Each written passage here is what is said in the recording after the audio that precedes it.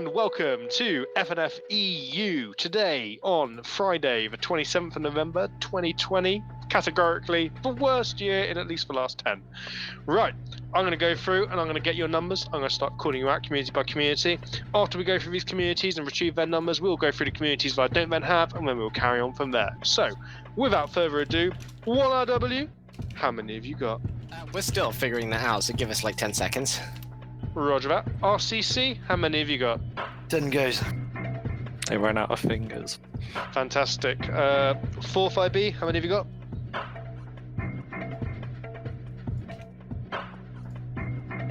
Are they down here? Pierce they put isn't the here. chat. Pierce said 14 in the chat. Oh, he is here. By the way, guys, look at the way that 1RCC and 4IB put their names in the TeamSpeak. If you could all do that, it would save us so much stress in back-end admin jobs. So, well done, guys. You're leading the way. Okay, 1RW, you ready yet? Yeah, we've got somewhere between 6 and 8, depending on whether that game's successfully validated or not. Okay, so we'll call that one 7. Thank you. Murder. We've got 3 today.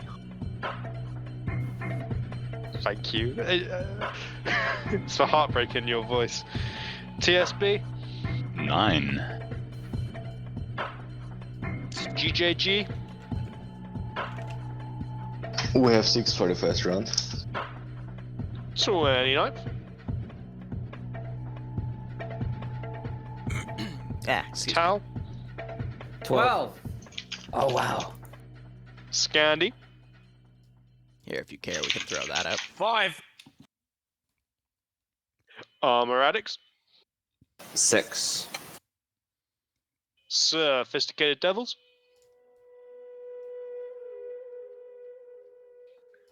Team Kill? Alright, I think that's the multi-sorted. 5 in addition to TF once you want to tag them But we'll along with see. us. Excuse me. So 5, yeah? Yep. Chad? I'll be right back 1 second. Where did I? Bye. 1. I'm alone. TFG? Anybody here from Task? Griffin? Okie dokie. Anyone here from CSC? 2. Health?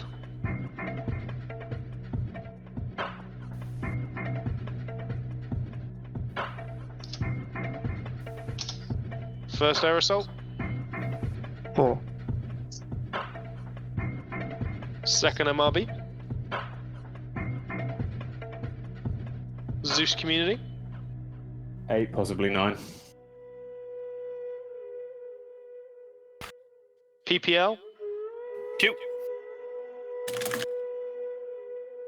FK? Uno. Don't know why you still call you FK, might as well call you Fred. 15th? AEI? UPSE? 10. Are there any groups that I've not called out? Yeah, fine. We may have missed it, SD. Sophisticated Devils, how many have you got? There we go. 3 right now. 4th one's coming. Roger that. 242? They're still sorted. 242 has 1. Alright, chat, how are you guys doing? Who else was there? I had a couple others. 29th. Okay, 29th, how many have you got? We got 4. AFI, how many have you got? 3, but our third guy is sorting his mods, so he might not be here for the first one. Roger that. Any other groups unaccounted for? You're not a group. Right, let's have a look. Ooh. Did they sort themselves yet, or are they? Yeah, no. So they're gonna get them sorted on the server. This will be about 120 people. 3 rounds for the EU branch, pending no server issues. And then I might cover the tail end of NA. I've got something For to all of those do. of you who are streaming tonight, please do send across your links to Lance Corporal Liru so he can add you to his epic multi-Twitch. Are you sure you don't want to set it to Barbarian? So you don't want to plug Liru is streaming EU. I do believe he's here. I just spoke to him. Hi. Yeah, both of you. 938 Media on Instagram. I thought That too. I can't endorse that, but other people can. Oh my god. I thought you were gonna be here this time, Liru. For the NA branch. That's what I said in the NA He channel. just wanted to come to the. He just wanted to come to the true FNF. I come back. He's The back, best so, FNF. Not pointing out any Yeah, I told people last week because consistencies here, but we have for tonight an op. Jesus, Ow, whoever my did that. Ow. We for NA have F that consistently an disconnect. SCP Overlord themed op at the same time. Takes an So hour I to told start people the I'm probably not round going to make it to the NA branch, coming but from a people country- misconstrued that and said I'm not don't coming get me here, started. period, Your today. country's in no position So I'm just going to talk. stop telling people. Right. Let's have a look. Okay. Is there any...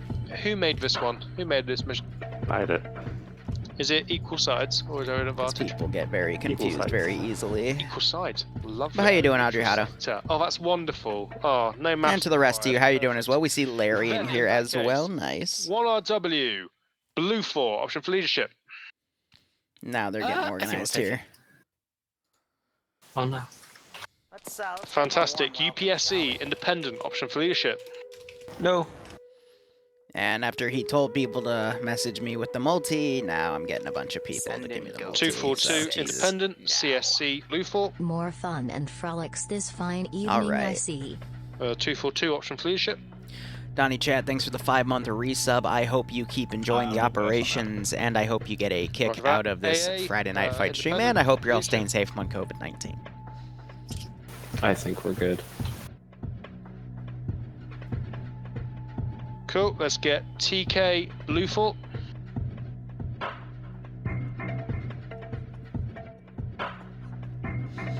Otherwise, we're Let's still in the get prep phase. TSB. Blue 4. Let's get RCC. Independent. Let's Dealing get with a few pokes and stuff. 45B. Independent. Let's get. You're not playing EJP, Blue 4. Falcon. Dane, my like a hawk jokes aren't gonna be viable. Oh Let's well. get Tau. Blue 4. Falcon, you made Barbarian rage quit 29. last night. Excuse me, Independent. last week. It was glorious. Let's get. Ooh, Yeah, I think Zeke Barb will still Community, shoutcast NA, but Blue 4. hey, when you're offered to come play an SCP Overland themed op, or excuse me, Overlord Let's themed get op, First Air Assault. Independent. I have a bit of a bias because I always love playing high scripted Let's make ops sure like rules that. are They're nice and always clear. If very you've got any insane. problems with slotting in yourself, i.e. you cannot slot, jump out, jump back in again, and it should work perfectly. We're about near Let's that watch these 120 numbers settle. threshold. They've Keep lowered rolling on this, their Keep it rolling. whatchamacallit. They've Let's get you guys. Oh, I hope I said it right that time. Let's get gosh you darn, guys. I'm Blue blanking. four. They lowered the upper limit from 150 to 124 because they're trying to I hone could hear down it on the breaking in your desync. voice, so I thought I'll actually So try. we'll see how things go. Am I sure the server won't Let's break? get No. Scandi No. Recon. Independent. Jesus, oh yes, Adriano. Phase 2 will be Overland, That and we'll actually do is a something. amusement park themed SCP. Independent leadership is still open. It is first come, first serve for independent players once slotted to take that role. Let's watch these Nah. numbers. Balance. I don't feel like it. PPL. Excuse me. Uh, It's also an Blue even operation, 50% v PPL, right? 50%. So we'll see how things go. Yeah, sorry.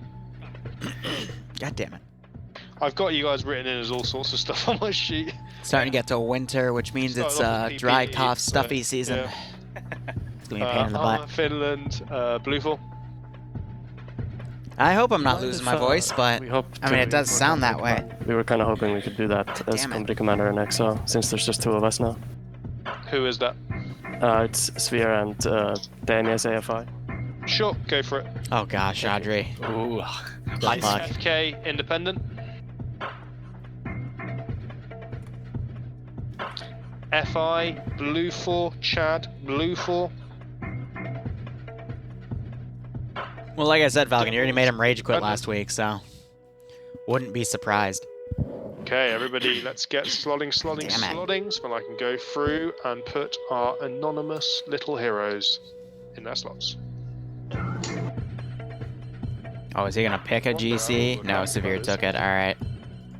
It's the same guy. Severe versus Pierce. It's the same guy, and no one knows who it is. And NA, he's always there. He overrides priority speaker as well somehow. I know he talks over Anderson. Oh, here we go again with the bots. What a mystery. Right. Let's have. Oh no, he does. Don't you worry. Right. I'm going to assume that everybody else left without being a glowy person is Centaur. So let's get you slotted, my fine folks. Collins, blue 4. Freddy, blue 4. Ghoster, blue 4. GR4V, blue 4. Hazard. Guys, they're organizing all the great names right now. Take a guess. It's blue 4. Navy, blue 4. Owl, blue 4. Let's see how that looks. Not red 4. No red 4 today. Well, at least not for round 1, because as you can see on the left, there's only blue and green. Alright, I'm gonna lower team speak here. I just realized I haven't put the Mr. Cheese, Sano second. STD Cheese. Let's get you. Let's give in the getting that name down. Let me also change my name. Let's get you Independent and Veto. Let's get you blue 4. Team 6 now. Grab the multi so I can pass that to Barb. That should be a-okay. Is that everyone slotted? Is that everyone slotted? Oh, look at that. How? Oh, no, there's one. Oh, no, it's fine. Okay, cool. Right, Sphere, 1 minute on the clock, my dude. Alright, I'm gonna need a first platoon leader. So you got Independent now organizing Alright, his I'm assuming platoons. there's no volunteers, right? So, Dinger, you're probably gonna have to act as platoon leader. I hope you're fine with that. Roger that, no worries at all. Alright, great. Let me take Anyway, Woods, thanks for the Twitch Prime sub. I hope keep enjoying the operations, and I hope you get a kick out of this. And stick yourself into another team. Yeah, right out, Falcon. Good luck with whatever you need to do. Pointless having one-man teams. Yeah, he's restructuring his guys. Otherwise, this looks pretty okay. I'm happy with this. That's fantastic news. Pierce. Already bleeding. One minute on the Nice. clock. Let's see. 61 v 60. I am happy with my platoon. Stathenberg, can you pop up to Alpha Squad lead, please? Cheers, and Alpha, if you can prioritize taking those machine guns. And Sana, you're probably going to need to pop down to Alpha 2. Or Cheese, rather. I think that's about as good as we're going to get it. I'm good to go. That is fantastic news. Let's have another quick look at the numbers. Oh, it's spot on Flux. You've just arrived, my friend. If you are a Centaur, which I believe you are, I'm not 100% sure. 61 v 61. Oh no. Are you okay? Were you electrocuted? A little bit, but I'm good now.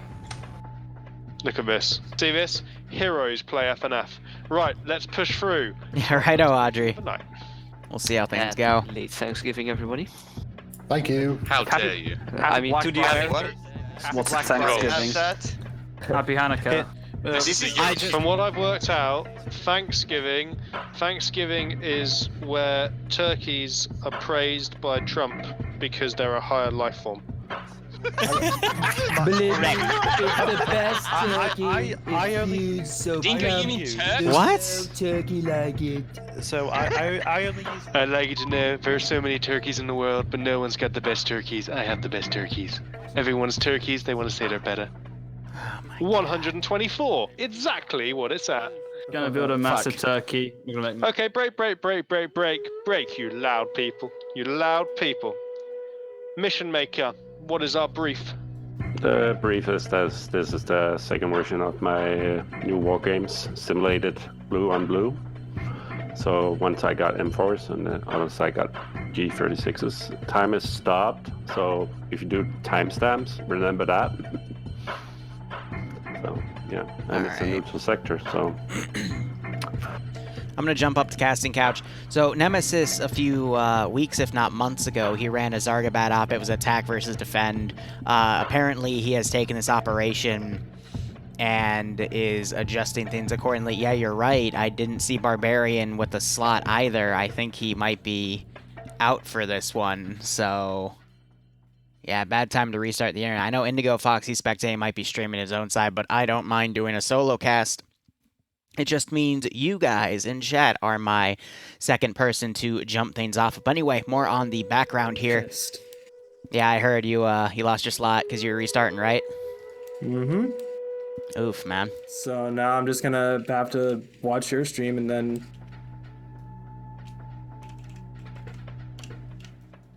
All good. But I'll include you in if you see anything. We can do it like when we did it in your channel before I started on this that night. Yeah, that's pretty much what I'm doing. I'm watching your thing now and pretty much doing a second broadcast in a way. But we can rock it that way. Like the good old day, man. But anyway, this is a playoff of... What's good about him? This is a playoff of Nemesis's previous mission, except this time it is against neutral sectors, so it's pretty even. Blue 4 has, I believe, M16s, or do they get the G36s? Nope, yep, they get the M16s, 5.56 based rifles, and we have... Actually, let me hit L, because, I mean, that helps illuminate us, so it's not as dark, but... They get the M16s, Green 4 gets the G36Ks, they are starting up on the opposite sector here. But in terms of machine guns, Blue 4, it's going to be the standard 249, 240, and it looks like that is the same for Green 4, so it's pretty much going to be a caliber mirror match. I'm trying to look for a platoon marksman, but for... Yeah, it's the Mark 11 for Blue 4, and then for Green 4...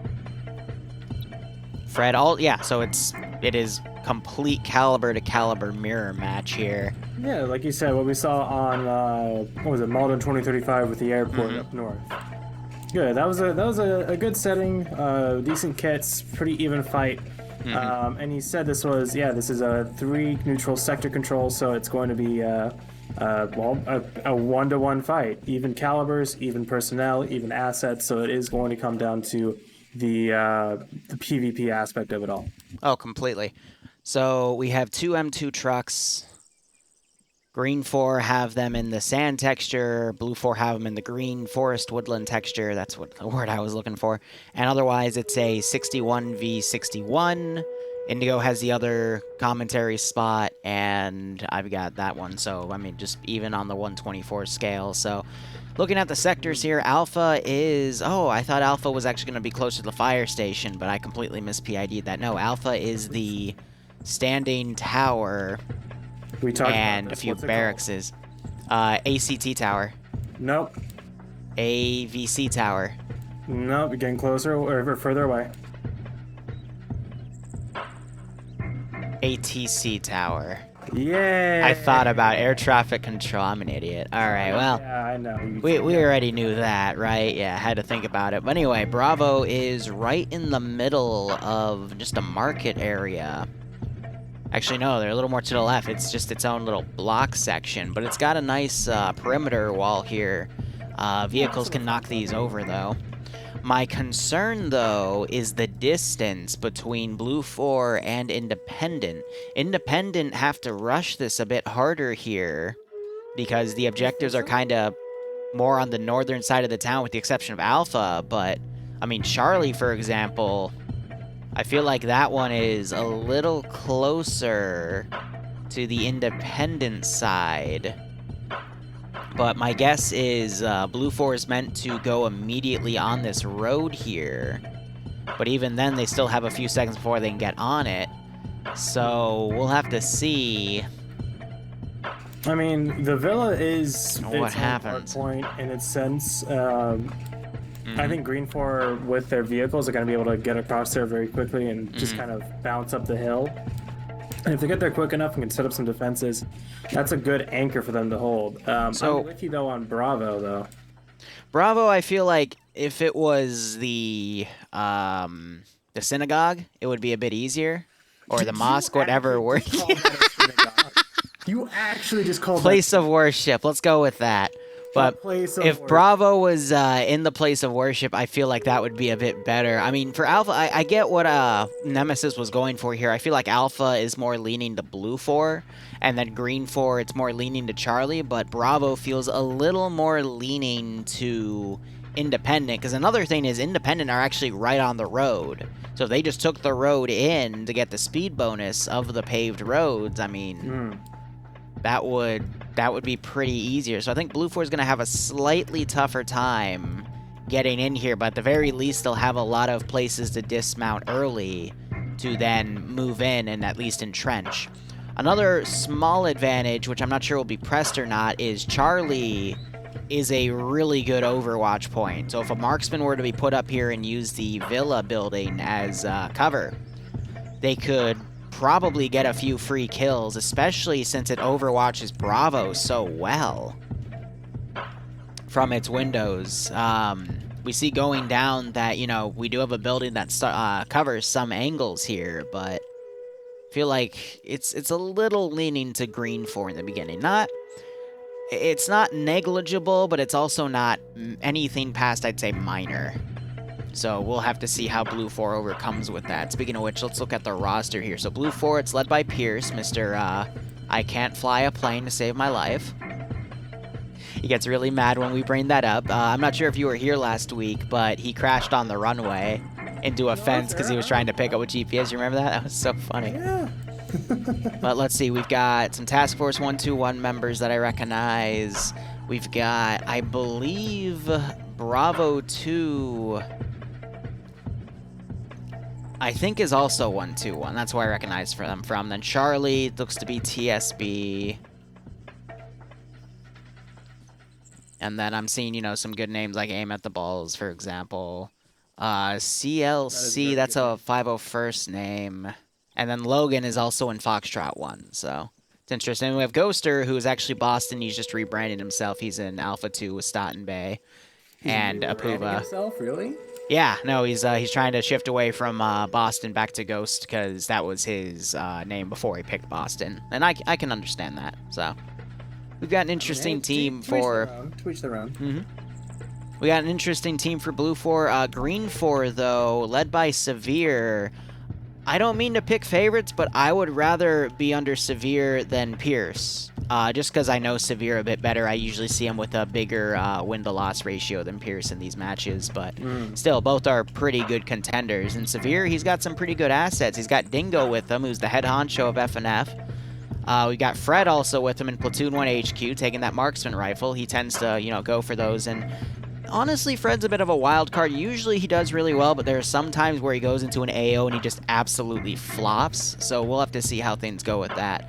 Meanwhile, we've got Mountain, Olaf, Pads, your standard FNF veteran team as the Alpha 1 team. Then we got the 1ER guys, which also have been a bit of a wild card. Last week when they made, I'm not sure if they made their debut last week, but they did really well in the first round. And then throughout the rest of the night, It was 4IB who was new last No, week. you're right. Yep. RCC's been here for a while. Yeah, that's what I'm thinking about. Yeah, so 1RCC, I mean, they did well last week, though, so we'll see how they go. We've got people like Buckets, Vagrant, Gorski, really good veteran players here. TSB down in Delta 2. And yeah, the 4IBs are in Echo 1 and Echo 2. There they are. So we'll have to see how things go with that. And we even... Yep. Well, last week, I believe was their first week, and they showed up pretty well, taking out... BioFirst doesn't have LCL? Alright. Well, he's a SARSIM guy. Yeah, they all have their own separate ranks. They were kind of dealt against, and, you know, so I think they just had a bit of beginner's luck. They're all working together, like you said, split up between one squad, so that's a big fire team that has a lot of chemistry between it. Or not fire team, but a huge force, a huge part of the Green force that has... really good chemistry. They're going to be able to work together pretty naturally, I think. So I think that's going to be what this hinges on for Green 4, but especially because of the PvP heaviness of this specific mission. Something else I want to point out, we have CO and Bay as one of the Green 4 MG teams, and we have Nemesis within Delta, who is also a machine gunner. I'd argue two of the best players out of all of FNF are T5 Bay and Nemesis, especially when they're given machine guns. So having them both on the same team under Severe, who's a really good GC and is able to, he knows what some of these players are capable of. I'll be curious to see if he does any special deployments, especially since T5 Bay and CO are in their own group. So we'll see how he's able to manage it. I mean, he does have the slightly better deployment advantage here, but I would say there's a good mix of good players all around. But again, looking at the roster, I would lean it slightly to Green 4. Honestly, solely because they have two of the best players with two of the best guns that pull some of the crazy stuff, craziest things. Now, if Audrey Hotto was in here on Blue 4, I'd feel like it would be even, but he, again, is a wild card, where, he's done some of the craziest shit in FNF. But other times, again, it was like what I mentioned for Fred. Sometimes they do really well, sometimes they fall flat, and it's all dependent on where they get positioned and just luck of the draw on where the enemy positions. So we'll see how things go. Yeah, like we said, we're not going to reveal. We can posture as much as we like, but it's really going to come down to how each team plays, what their plan is. I'm seeing, the long range on the ground. That's interesting. Yeah, for Blue 4 right there. I don't know who dropped that. That's an interesting call. Another thing that's going to be brought up here is most of the transport is going to be done via these MTRV trucks, which don't really do that well off-road. So again, I feel like Green 4 is going to more than likely just storm in on the road and then break off probably in the riverbed to get to Charlie, or just, take the roads all around. But Blue 4 have a little bit of distance to go before they can get on the roads here. So I don't know. We'll have to see how deployment is done within the next 4 minutes. Excuse me.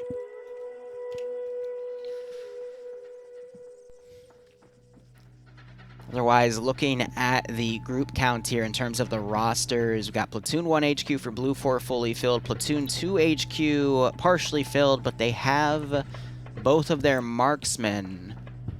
Charlie 2 being given to DeVincer with a Carl Gustav, so that's a good thing for shock infantry. Charlie 1 taken for its machine gun. Looking at Foxtrot.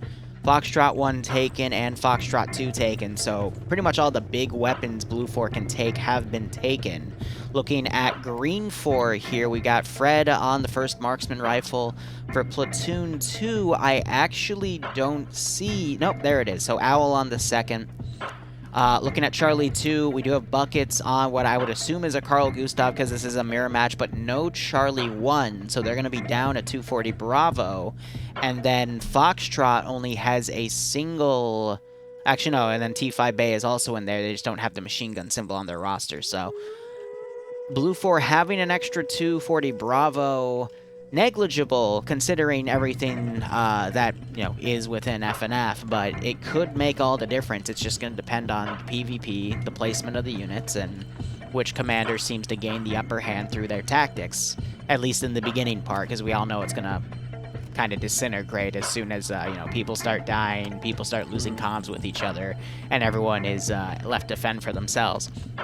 But more often than not with these 3-sector rushes, the op is decided within the first 5 minutes of the round starting, just depending on who gets to the sector first, because the defending group almost always has a defensive advantage. Now, there have been outliers, but I would say out of the 10 to 15 or so of these types of matches you and I have both covered, I want to say 7 to 12 are usually settled by whoever gets there first. And then the remaining, I would say, 1 or 2 are up in the air, because you might have an Audrey Hotto level incident, or someone tries to rush in and they just get completely decked by something that just deployed a little quicker on the back line that was able to set up a machine gun in time, which also happened in the Audrey Hotto incident. So, I don't know. Just going off of averages here, but yeah, sorry, go ahead. No, I'm with you. I feel like if they, words are hard, but I would have preferred Bravo to be a bit more into the city. I think the mosque would have been... You mean Blue 4? Oh, no, Bravo the sector. Gotcha. Yeah, Bravo the sector, yeah. Because with a mosque, whoever gets there first is going to just hold the 2 choke points in the outer perimeter and hold it indefinitely. But if it were somewhere like to the west-southwest of it by the school buildings or something like that, I think that'd be a more interesting area. And Yeah, I'd love to see like a map like Fallujah or something get added into the rotation and just get That's gonna be urban hell. Urban. Yeah. Exactly. That's what I want to see. I don't know, just looking at the placement of Bravo, and you're right, the mosque would be really difficult to hold once someone gets their foot in there. But there isn't really any other good place to put Bravo. If you go too far left, then you start leaning it more towards the side of Alpha, which, you know, I would be fine with because Charlie can overwatch the Bravo sector so well. But there's just not really a lot of good spots to put Bravo other than where it is right now. But even then, like, they all just have the same issue of being overwatched from Charlie Marksman. But anyway, operation has begun. Green 4 mostly completely mounted up. We have a few stragglers still waiting on the outside, notably some of the machine gun teams.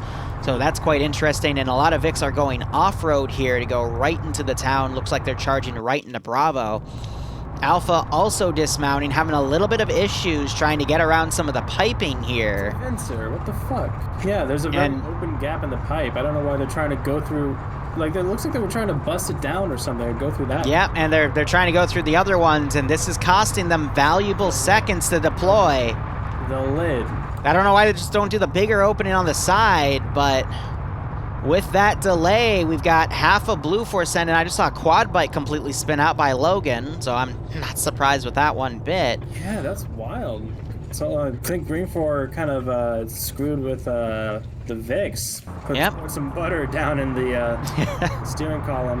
And Green 4, though, doing this rush, bouncing over the head. Yep. Yeah. Green 4 is going to get their teeth into Charlie first, but looks like in terms of be in the same time. Bravo's going to be, this is going to be right at top of each other.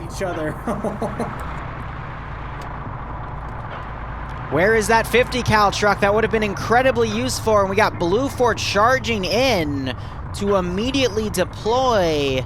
Everyone's pulled off the sides of the road to make sure there isn't any machine guns that immediately go off, but if either side had their 50 cal truck right there, this would have been devastating. We got Kane pulling in with the Humvee. Ooh. And Alpha is also starting to deploy on their sector as well. Meanwhile, Mountain is unconscious over on Charlie because he got a bad dismount. Tracers. Now we got King, Flux, and Mike now trying to hold their ground. Grenade thrown in that building. They were able to take someone out, but Flux went down. Liru, hit P.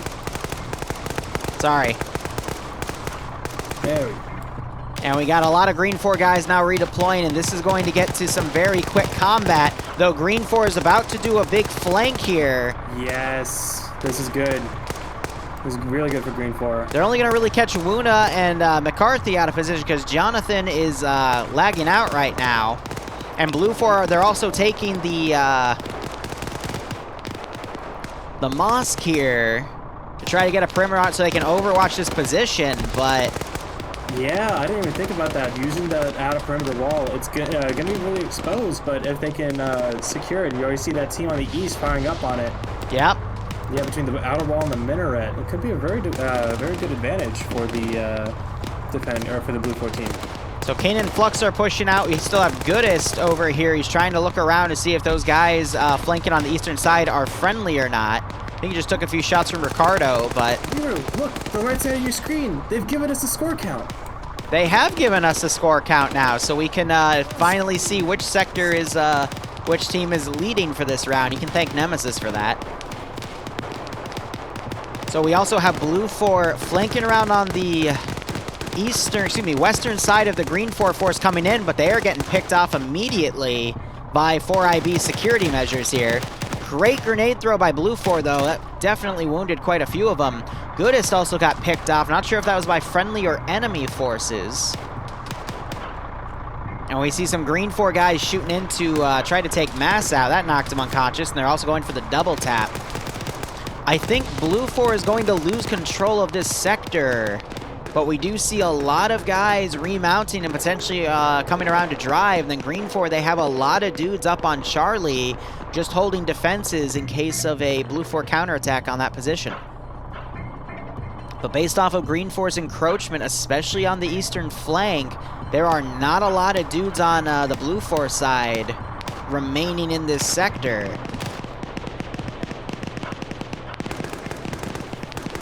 But Green 4 has to make a push somewhere, and there are a lot of Blue 4 guys caught all around.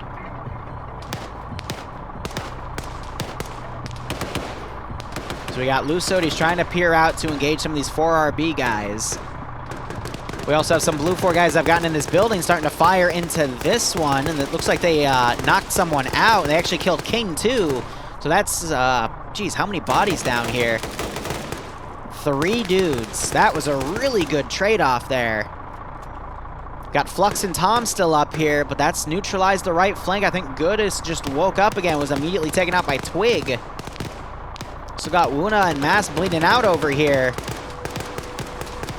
And this building was just engaged, but look at that. We got even more dudes bleeding out over here, probably from the crossfire from Green 4. And we also have Scandi Recon being deployed over here. They're probably going to attempt a wide flank to hit the southern side of this Blue 4 objective, maybe even come into the mosque right here. So Jonathan finally losing connection. There he goes. We just saw Wuna get double tapped, and Mass is still bleeding out on the side. Steven has tried to come into the open area here and is engaging some of Scandi Recon crossing right here. And he is receiving some return fire. He got hit. He's rolling to the right, giving cover fire as STS is now probably going to try to line up his machine gun, but he's going to be covered by the truck there. But now he's engaging Richard, who has a bipoded 240. And yeah, that took him out immediately. Jeez. Yeah, thermal NVGs aren't much better here. I'll try to keep my little light on instead. So Misu is down. There's another guy in here that's down. It's up to Andreas here to keep this flank. But yeah, 4IB came from this position, reinforced that building, and we're able to take care of that sector. They're not going to clear it, though. Instead, they're going to go for a push. If Andres were to get up and try to hit these guys, he'd have a great shot. But he is too busy medicing himself right now. We got Lucid still peering out, trying to engage people in this window. We got one guy lagging out back there, unfortunately. And I think Lucid was just immediately headshotted, yep. And Goodis, did he wake up again? Yes, he did, and he just went unconscious again. Gunshots from Patriot, who's trying to lock down that street with his marksman rifle. Not a bad call there. But we have both Blue 4 and Green 4 trying to lock down some of these streets to the best of their ability. Twig King, meanwhile, turned around, engaged the 4IB guys, took one out. Another guy is now crossing the street, might get into Andreas' building. And we see Green 4 now trying to engage the 3 dudes in this tower up here. And we also have Blue 4 doing a massive redeployment along Charlie, and they're going to try to take this objective from behind. Interesting move, yeah. Because obviously going up the road... Oh, Bassbeard, Yep, he's right on top of there. Spotted. Scouting for what looks like Task Force 121's force, but no one on Green 4 pulled rear security. There's one guy. Why would they? Why would they come from the rear? That doesn't make any sense. I think Shima might have spotted some of these Blue 4 guys coming. He might be yelling. Daisical, gun down. Fred looking around as well. He might have heard something. He's looking around kind of to the southeast now, but that's the completely wrong direction. I think, yeah, Blue 4's trying to line up some shots potentially. Or just sneak in, but Bassbeard, I mean, this is a very ballsy thing. I don't want to hype him up like last week, because you remember that, right? Yeah. We hyped him up, and he just completely oofed the breach and got shot by 2 dudes. It was beautiful, but... I mean, Blue 4 does have the potential to take this sector if they can utilize this element of surprise here. I could also easily see Green 4 encompassing Blue 4's attack here. But yeah, you've got them slowly crossing up to Bassbeard's position. That's quite smart. But we do have Scandi Recon still doing... Actually, no, this is a different group with Scandi. To the south and southeast of the sector here. But the Bravo sector is actually back to neutral now, because Hitman's the only one in the AO, but Goodist is unconscious in it, and Green 4 is very close in. So Blue 4, they need to send some reinforcements to Bravo before they lose it. They do have a little bit of a point advantage here, but that can easily get... Yeah, did he jump off? I thought he got shot. Amazing. He fell off. He's one of the 240 Bravo gunners, too. Meanwhile, back at Charlie, Blue 4 has begun their attack here. We got a lot of Blue 4 guys firing on Green 4 who are overwatching that sector. Multiple down. Grenades are being thrown around as well. Severe, who is Independent Command, is trying to pull the Vic back. Daniel trying to fight with that Vic. We also have a few Green 4 guys that have dismounted on the eastern flank. They're going to try to come around, potentially catch Daniel and Collins out of position. Yeah, Teenies with that M2 truck hasn't taken him down yet. That's surprising. Daniel's taken a couple hits, but... Yeah, but now he's getting flanked by that group. And now the... What took him down? Yep, the northeastern Blue 4 group now needs to reposition to do that, but we're 4 versus 5 in the Charlie building. And it hasn't been wrestled control yet, but if Blue 4 gets one more kill, then it'll go to neutral. Or Paladin comes into the AO, now it's neutral. 5 to 5. Oh. But now it's going to start leaning to Blue 4 because Freddy's gotten in here. Almighty Muzz going down. Circle. Ooh, Ryan got a good concave here. Collins running out, not realizing that there's bad guys back there. And Gores runs out of ammo, and Collins is going to get away. Amazing. Absolutely amazing. Collins has no idea what happened. He's like, oh, wait, there's bad guy. Oh, no, he just dropped dead. Oh. I guess he finally decided to call his hits, bro. I guess so. The ref came in, blew his whistle. some really heavy fire from Freddy. Freddy takes him out on that turret. Yep. And now Edward's coming around with a M134, or actually this is M72, but M72 Law is gonna put that under Severe. He doesn't have it prepped. He's got to hit R on it. I don't think he knows that though. Oh, he does. I didn't see the sights up on it though, so that was interesting. Looked like he did, but yeah, the driver's still up and he's well armored. I think that cabin's are protected against bullets, and all of Green 4 here, except for Vagrant, Gores, Buckets, and the truck driver, are down or dead. Yep. So this is C's gonna. Blue 4 is gonna have control of all the sectors in a second. Yeah, because Tricking and Hitman now, actually just Hitman is in only one in that circle. We have Yano's group over here to his east, but there's the AT shot in the truck, but it was a weak hit because they hit into the passenger bay instead of the front pocket. Oh, like the rear kind of covered area? Yeah, they hit the the part of the flatbed truck, like in the middle. It does damage, but it doesn't, disable the truck. Bucket's double tapping Daniels. We still have Ryan back here. And Cullen is also potentially, nope, he's looking down to check on that truck. And we're having Blue 4 double tap Green 4 bodies. What does Independent have left? Oh, well, they have a big group down to the south. I say big, but it's Scandy Recon. They're very out of position, though. Yeah, way out of position. Looks like they were going for a flank on the south side of Bravo, but they left, I guess, too few people in Bravo itself. So they're going to try and do something with this mosque, but otherwise... There's Charlie taking Sector 3. This... You mean Blue 4? Blue 4 taking Sector Charlie. Yeah, sorry, my mind. It's okay. It's been a day. You're very dumb. Tired from yesterday. I feel you. Thanksgiving, man. I know, dude. You got so stuffed. Funny. Anyway, I'm just looking at Green 4's units. They still have a decent chunk of forces. They're just really out of position right now. And we got Ryan under a tree right here, immediately taking Buckets out with a headshot. Vargrant spotted him, though, and that's a 1-to-1 trade. But if Blue 4 keeps making those trades, they'll be A-okay. Cullen's now coming up. Might catch Vargrant and Gorski out of position again, but Blue 4's really well deployed where they need to be. Green 4 trying to do some wide flanks here, but it's not really working out. We got a truck pushing up. Like I said, the numbers are still even. It's just Blue 4 is going to maintain dominance of the map, but with Severe driving into Bravo, he's actually taken that sector and turned it to neutral.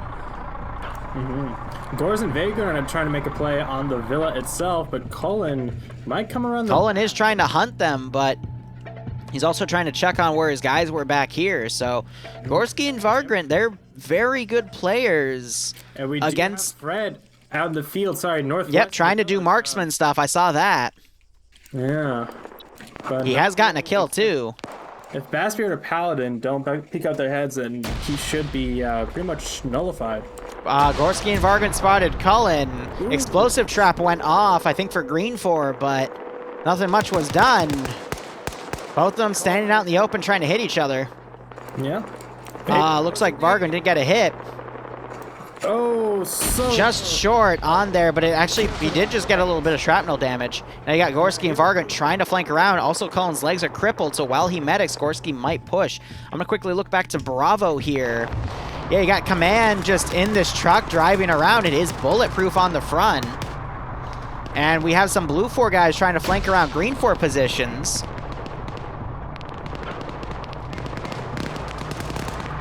And yeah, now they're trying to suppress it, but they're gonna need to take out the engine, or the tires, or hit it with something heavy caliber. I think the 240 would do the trick. Some of the Blue 4 garrison on Charlie turned around, engaged Vargrant, killed him. Now it's just up to Gorski, but Cullen's also walking around trying to find him. So I think Blue 4 is gonna maintain Charlie.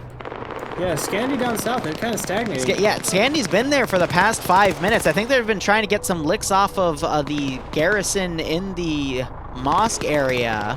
Yeah. And we got Logan also holding one of these doorways. Yeah, this is exactly how I said. Whoever gets inside first is going to be able to hold these two entrances. And there is no one in Bravo right now. That CLC guy from StarSim appears to be dead. And Blue 4 just needs to keep units pushing here. Heard another explosive trap go off. The Hitman's dead, so Bravo is neutral now. Ooh, that was Cullen. Try and make a move along with Yano's team. Oh! Someone needs to make a move quick, and it better be Green 4. Gorski just took a direct noob tube shot, and now Charlie is completely under Blue 4 control. Oof. Blue 4 on a 57 to 18 point difference here. You have Severe trying to drive up to Alpha to see if he can take it, but he's going to run into the other command structure here. And they're now trying to get up and fire at him. Well, look, Dono was getting some GL fire at him, but now he's doing all right. Farks is doing something. Never mind, he's fixed. And here comes a rocket coming in from somewhere? That was their Carl Gustav guy, so I'd be willing to bet it was Devenser, and he gets a kill and a knockout from the cook-off of that vehicle. I just don't know where it came from. I saw it come from the southwest, I thought. Maybe it was... It was... Moxie Burn is head bugged for me, but he was part of the group that had the Moz round. That was definitely a Moz shot that came in, but Green 4 losing another group of dudes. That's not what they want. Scandi Recon now making a move on Bravo. Steven trying to get into Bravo as well to capture it back for Blue 4. He is also a demo guy. I'd be surprised that he is setting explosive traps down in the buildings. So he's going to probably try to let Green 4 take this and then cook those traps off. That's really, really smart. Yeah. Pyros gets Mountain as he was trying to pick up Golf, and now it's just Olaf remaining by that wreck. Severe driving up. Yep, he's coming up in that truck. And Pyros gets scared. Scandi now coming on the eastern side of the mosque. Callie's working the entrance. We'll see who's able to get the kill. Az opens up. Callie is now... I don't know what Az opened up on. I think he got spooked by the bush on the corner there. Maybe that's unlike him. Callie runs out in the open. Got spotted by Yak. Doesn't get hit though. Yeah, doesn't get hit. GL comes in though. Not bad. Explosives going up, knocking out Olaf, Logan, and Pyros doing the double tap. That entire section has been taken out. It was weird though because I saw Deno firing into the same building that those Blue 4 guys are. I think there was just a missed PID incident, but with this few people left on either side, you cannot really afford to do that. So definitely leaning Blue 4 right now. I would still argue it's anyone's game number-wise. And we also have Severe... No, it's T5 Bay coming in, trying to challenge Alpha's position as a 240 gunner. This could be game change. He's probably going to catch Pierce out of position. Kills Pierce, runs in, right onto Dusty and gets him. This is what I was talking about. Players like T5 Bay and Nemesis, when you give them machine guns, they can clean house. So T5 Bay is going to wrestle control out of Alpha, making it 1v1. Oh, shit. Yeah, I didn't know where the fuck you were talking about, but yeah, this could be big. I was not entirely... He could take that sector. Green 4 needs to take hold of Bravo. I didn't even think of taking control of Alpha was possible. So if T5 Bay is able to make that happen, and the rest of the Green 4 is able to secure Bravo, then they don't really need to worry about Charlie at all. So I don't... Yeah, Nemesis died. He was one of the first guys to die for Scandi Recon, so that's unfortunate. But T5 Bay can still 1v1 against Navy here. We do have Nuzzy with a marksman rifle, though, overwatching Sector Alpha, and as long as Navy stays in this sector, he knows that he can at least keep it on their side, so he just needs to play defensive war, coordinating with Nuzzy, but I'm not sure if Nuzzy has any comms to hear him. Let me actually check real quick. Are these guys in the same platoon together? They are, so they will have communication with each other. Nuzzy just needs to overwatch Navy to let him know if Green 4 is coming, because Navy should know by now. He's the last guy in the AO, so it's a 1v1, so he will be able to maintain that sector as long as he stays put. So a little bit of a micro game going for that, but it is still entirely possible. Meanwhile, on Charlie, we have Fred coming back, and he might try to kill these 4 dudes with that marksman rifle. Completely possible to have an Adriano incident happen on multiple vectors. Still anyone's game, but Green 4 needs to make their play soon. Go ahead.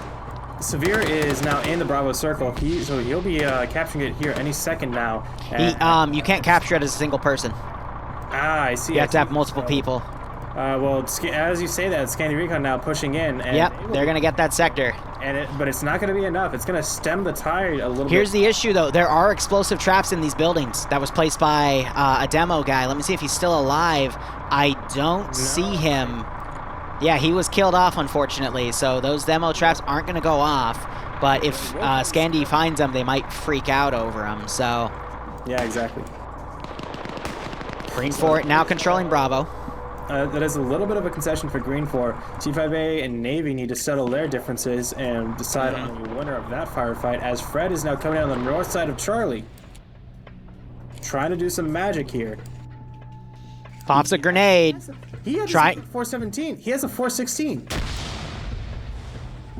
He does not. So he changed his gun out, though, because that's Green 4 is supposed to get G36s. And say he's going to take a truck. An armored. I think he's just honking to maybe get him to leave that sector. I don't know. That's a weird call. Maybe drawing them out. I mean, like you said, that you can't capture it on his own, so maybe that's not going to be too bad because he can go and get some reinforcements in the truck and help spearhead them back in rapidly. But very interesting, not trying to go for any kills, just going for the truck. I'm just trying to think whose comms he's going to have. Maybe from that vector, it looks like he's pushing into Alpha, actually, and that might shift the tide. If he enters Alpha, then the sector will be under Green 4. There's not much the marksman can do unless he gets a window shot, because that will penetrate the glass, as we've seen time before. But I think he is going for Alpha. Yeah, so, which is good, because he can, big, just barely dodges a shot from Nuzzy over on top of the fire station. Yep, he's trying to push into where Navy is, but Navy wins the fucking engagement.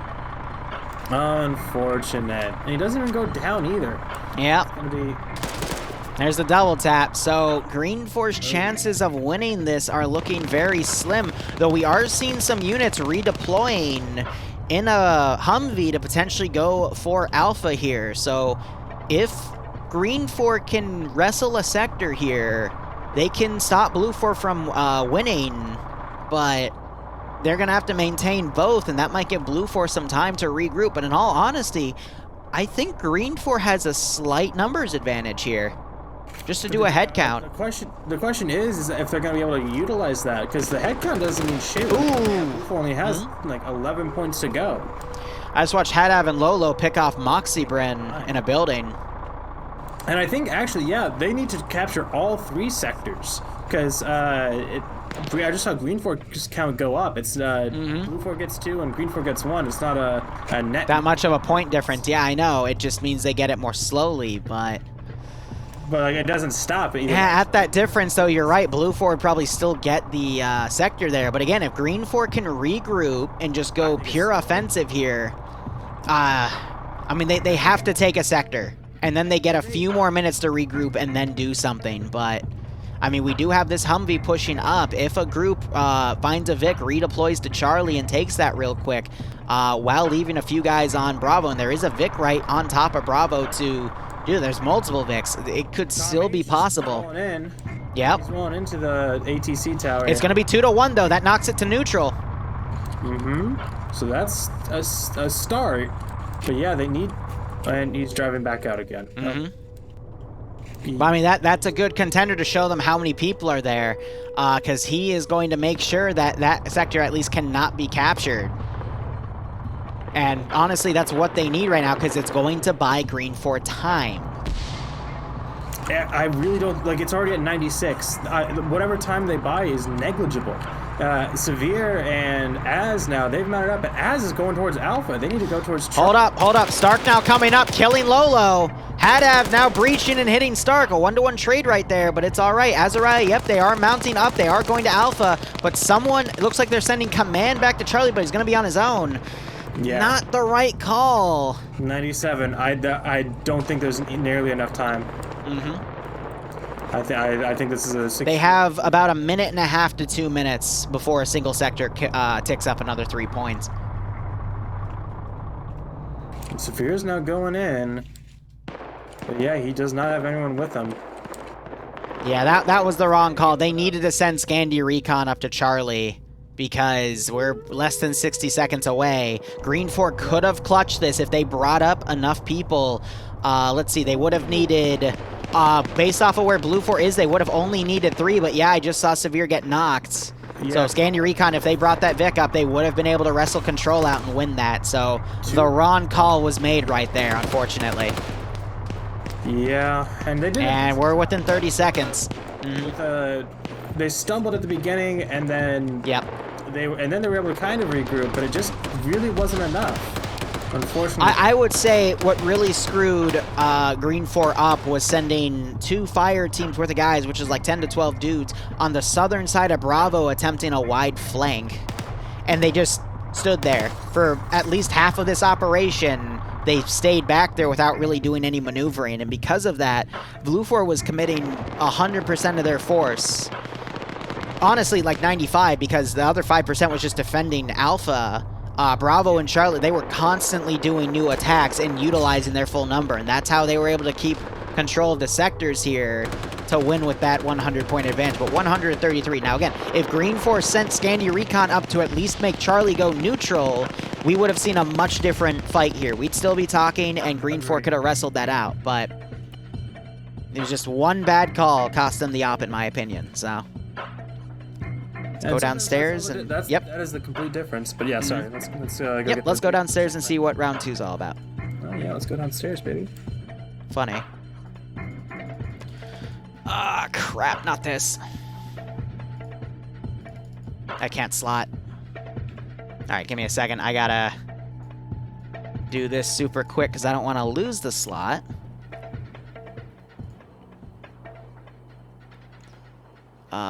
Friday night fights.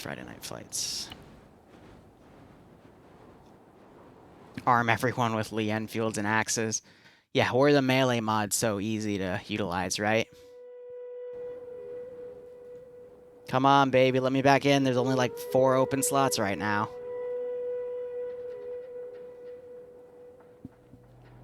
But yeah, no, that was a pretty close round. Just again, one wrong call is all it took. So I'm going to jump back down. We're going to go ahead. And the better it is for people who want to be in future leadership positions, because they come through and believe me, they read it. People talk to us about it. They do read what you say in there, and it is constructive. So make sure you keep it constructive and don't just be there slagging people off. Let's get our numbers for round 2. 1RW, talk to me. Yeah, it's good that the server's working pretty well. Don't leave me hanging like this. 1RW. I'm bringing a whole new level of energy tonight. Don't crash me. I'm gonna call for him. Up 4 is attacking. Thank you, my friend. RCC, how many have we got? 7 guys. Wonderful. 45B, how many have we got? 14 members. Myrmidon. 3. TSB. 8. GJG. 8. 29. Only go to 2.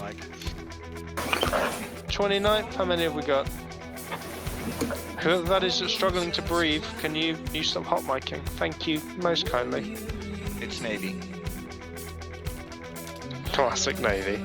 Anyone for 29 still here, or have all 4 of them gone? Sorry, we said 2. I think he said 4. All he said there was we said. 2. 2, lovely, thank you. Pal? 12. Stop slot hoarding. Melee equals click to win, Jesus. 5. AA? 4. Spicy, you just finished your second to last paper? Nice. I gotta finish my last paper. Probably over the weekend. TK? I don't have much going on Saturday, so should be good. But what'd you guys think about that round? I thought that was very, very close. It could have gone either way for most of it, and the mistakes that were made were so minuscule compared to what usually happens in FNF. It was overall a great match. 2. Definitely. Hilf tonight? 1 aerosol? 4. Hilf, H-I-L-F. Second MRB, anyone here? Cool, Zeus At Community? least Barb has a slot now. But we are full again, BPL? so. 2. FK? 2. No way. Whoa! 15th MEU? AFI? 2. UPSC? 11. Plus minus 242?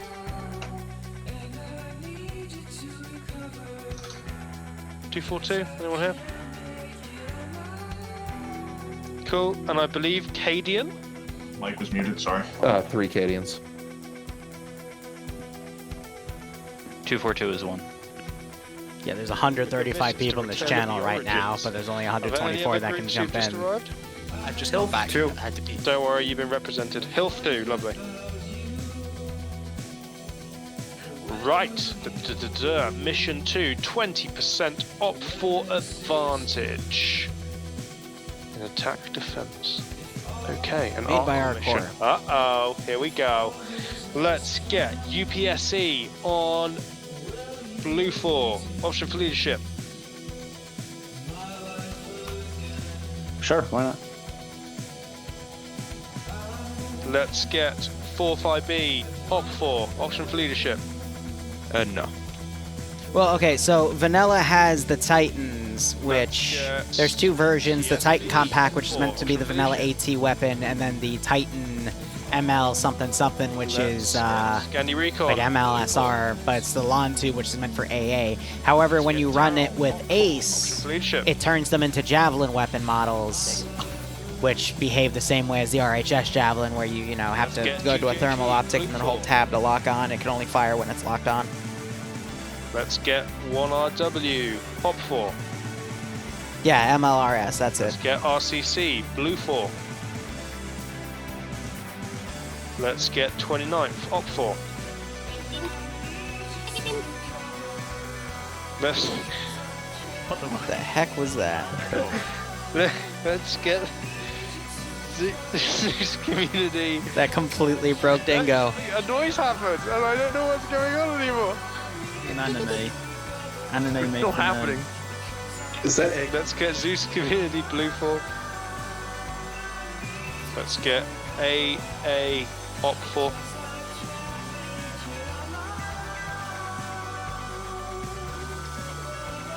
Let's get TK.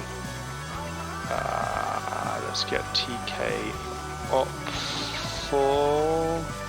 Don't make me regret it. Let's get Chad 04.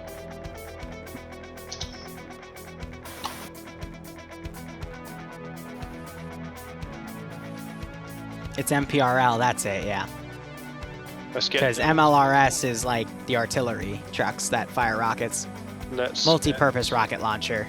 Which is funny because it only fires at airfigs. Dingo, FYI. And it's not a rocket launcher, it's a missile launcher. Can't get in. Roger that. Those of you who have just joined, there is a cap at 124, and it is a first come first serve for those people who are here for the first round. So if you have just joined, I will have to ask you to back out so that those people who are playing tonight are able That's so it doesn't have throwable javelins. They're a boat mod. The only mod I know of that has actual throwing spears is... We've had to unfortunately sacrifice those slightly higher slots in order to... Oh god, what was it? The Ancient Warfare, the Tribal mod?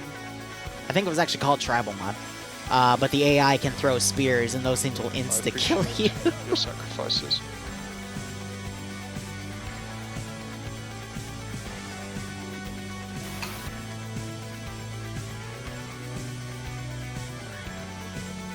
But I'm not sure if if it's like an actual item or if it was like a scripted item for the AI. Can somebody stop doing lines? CSC. Oh shit. 4, health up 4. Could you call CSC up 4? CSC up 4. FI blue 4. Yeah, sorry, I forgot to mute. BPL blue 4. FK op 4. Still can't get the other guy. Arma 3 Primal, that's it, yep.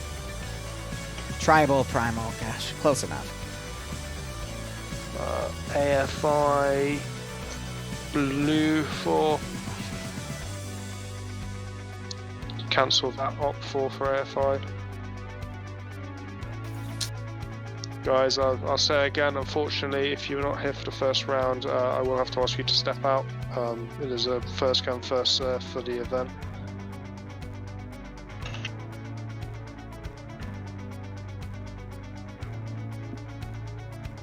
But yeah, I will also say this, guys. Instead of covering NA tonight, I'll try to cover the third round, but we are going to be playing an SCP Overlord themed operation hosted by Audrey Hotto. He does really good work. Similar to like Thamich's scripted missions from years ago, if you guys remember those. Hey, up for Bravo 1. If you His guys Halloween could, one, especially. rotate out of So that slot, I have some Tau guys that would like to all play together, and they cannot get a good spot. Please and thank you. There's more of us than there is Tau in the we'll see squad. how that goes. Well, they're stuck on an out. They can't slot in. Oh, of course we're gonna split up. The Tau leader is. There's platoon Delta lead. 3 on Opfall. I'm Yeah, out, Bravo. come to Delta. Thank you, bud. Tau guys, Wuna, all them, please go to Bravo 1.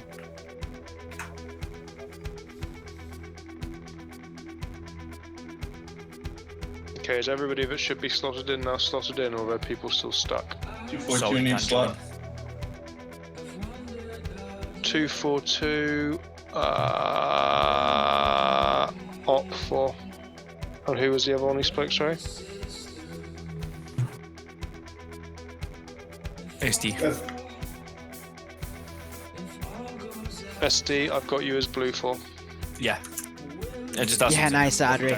Nah, so Thamich is like 2 or 3 years ago had Should I go up for then? a Halloween op on Chernobyl that was fully scripted. It was complete horror themed, and it was absolutely brilliant. A really good balance of combat and being immersed in a spooky atmosphere. Well, we're expecting more people, but I'm not sure. We're still taking stock of who's in the server and who isn't, and who's going to be able to get in and who isn't. FK has 1 not in. 4IB, 1 not in from last round. Let me say Okay, guys, if you, Hey, people were stood waiting to get in, and we're going to switch them around at the end. Last warning, start filling one squad. Dingo, just want to check, Somebody is RSVP priority from over the first come 501st or- against Twig King. Yes, it is. Interesting enough. Okay, cool. So that's still 1 to join. Stand by. Okay, it sounds like there is some complication. I'm going to jump up into the staff and discuss it with them, and we'll work out this out. Yes, that's the issue we're now going to address.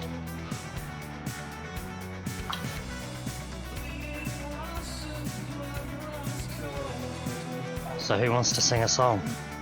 I'll play this. Alright, I'm gonna jump up there, we'll lower this, and we get some more time to chat. I had the exact same idea. Yep.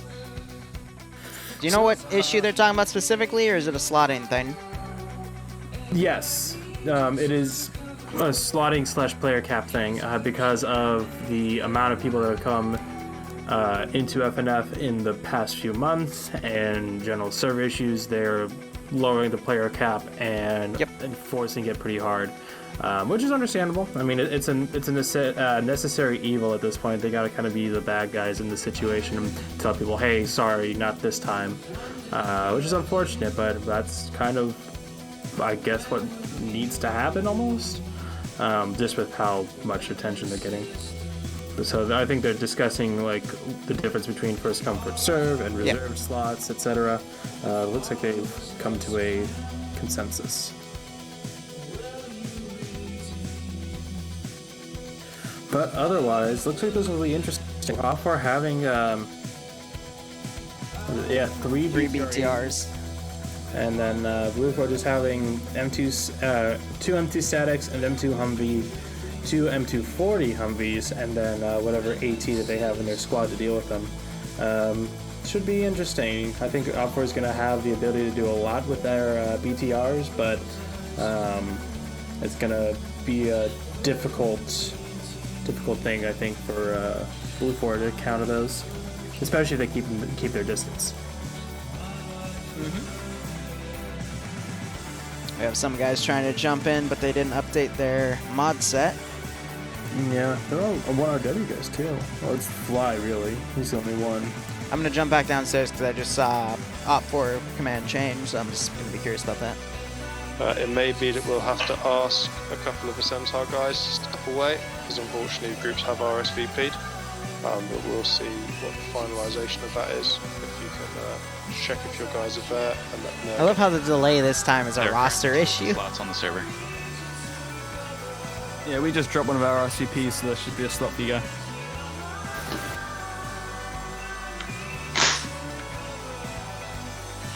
Poor Centaur. So again, any groups of guys still left outside, have them join now. Getting kicked to the curb. Luna, I know the feeling. One AAR, please. If they haven't joined by now, it's kind of Thank natural you. selection.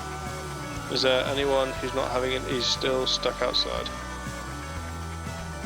Yeah, Salty's just coming in now. Okay, it's had to relaunch the game because it crashed. Alright, Jonathan, Fred, or Neil, please take first platoon lead. Or Mountain, you can take it. Or Bassbeard, you can take it. Dingo, if you want to take it, you can take it. But somebody please get it. I platoon last round, so I can't do this round. Well, I think we're full, so the options are open now. Somebody's taking it. Yeah. I'm dealing with the slots, don't worry about me. Okay, while I've done that, you can each I have people trying to scramble to get the last two slots. On the server. We need to keep the ball rolling and keep a show on the road. Jonathan, please move up to Bravo squad lead. Drag slot.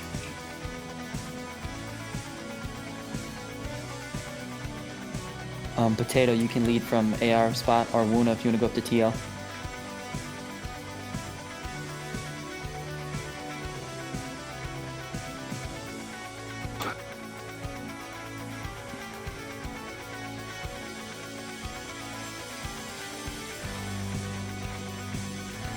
Sphere, are you happy with second platoon? I'd rather we condensed the second platoon into the elements Delta and Echo, except for Foxtrot. Actually, Foxtrot's a machine gun squad, whatever. If you look at it, you are pretty empty, so... Yeah, there's nothing there to condense, so it's... Okay, yeah, just I guess make your STRP boys wherever you want them. If you want to have them be... Yes, it's fine, they're fine with their... I swear we'll get this sorted eventually. He's having a mod issue. I apologize. Eventually. We'll give the slot to someone else. Alright, we are capped at 124. Are there any units other than 1RW that cannot get in? Fantastic. Right. Let's go. Okay, well, with that then, Twig King, you got a minute, sort you guys out. Hey Dingo, you still got Centaur guys not slotted? Oh yeah, good point. Thank you. What? Right, Collins, blue 4. Yeah, you got 20% Switching to advantage. home We're run not having tutorial that. there. Ghost blue 4, Misu blue 4, Navy blue 4, Cheese blue 4. Wait, up. How much is 20%? Oh, it was 20%. Oh, god damn it. Oh no, I don't know who they were. Misu, Navy, and Ghoster go op 4. Maybe you should run as Go ahead, fill in second platoon, boys, if you could.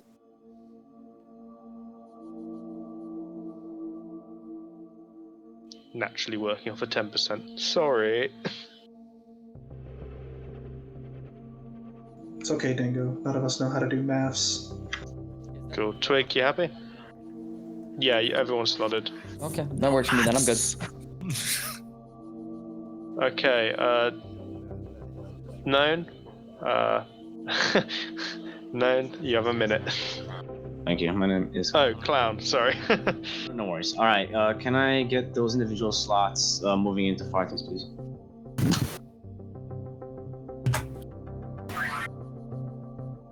Or platoon commands, anywhere you want to go, just let's not have single guys taking slots which are not in medium AT or our maximum, please.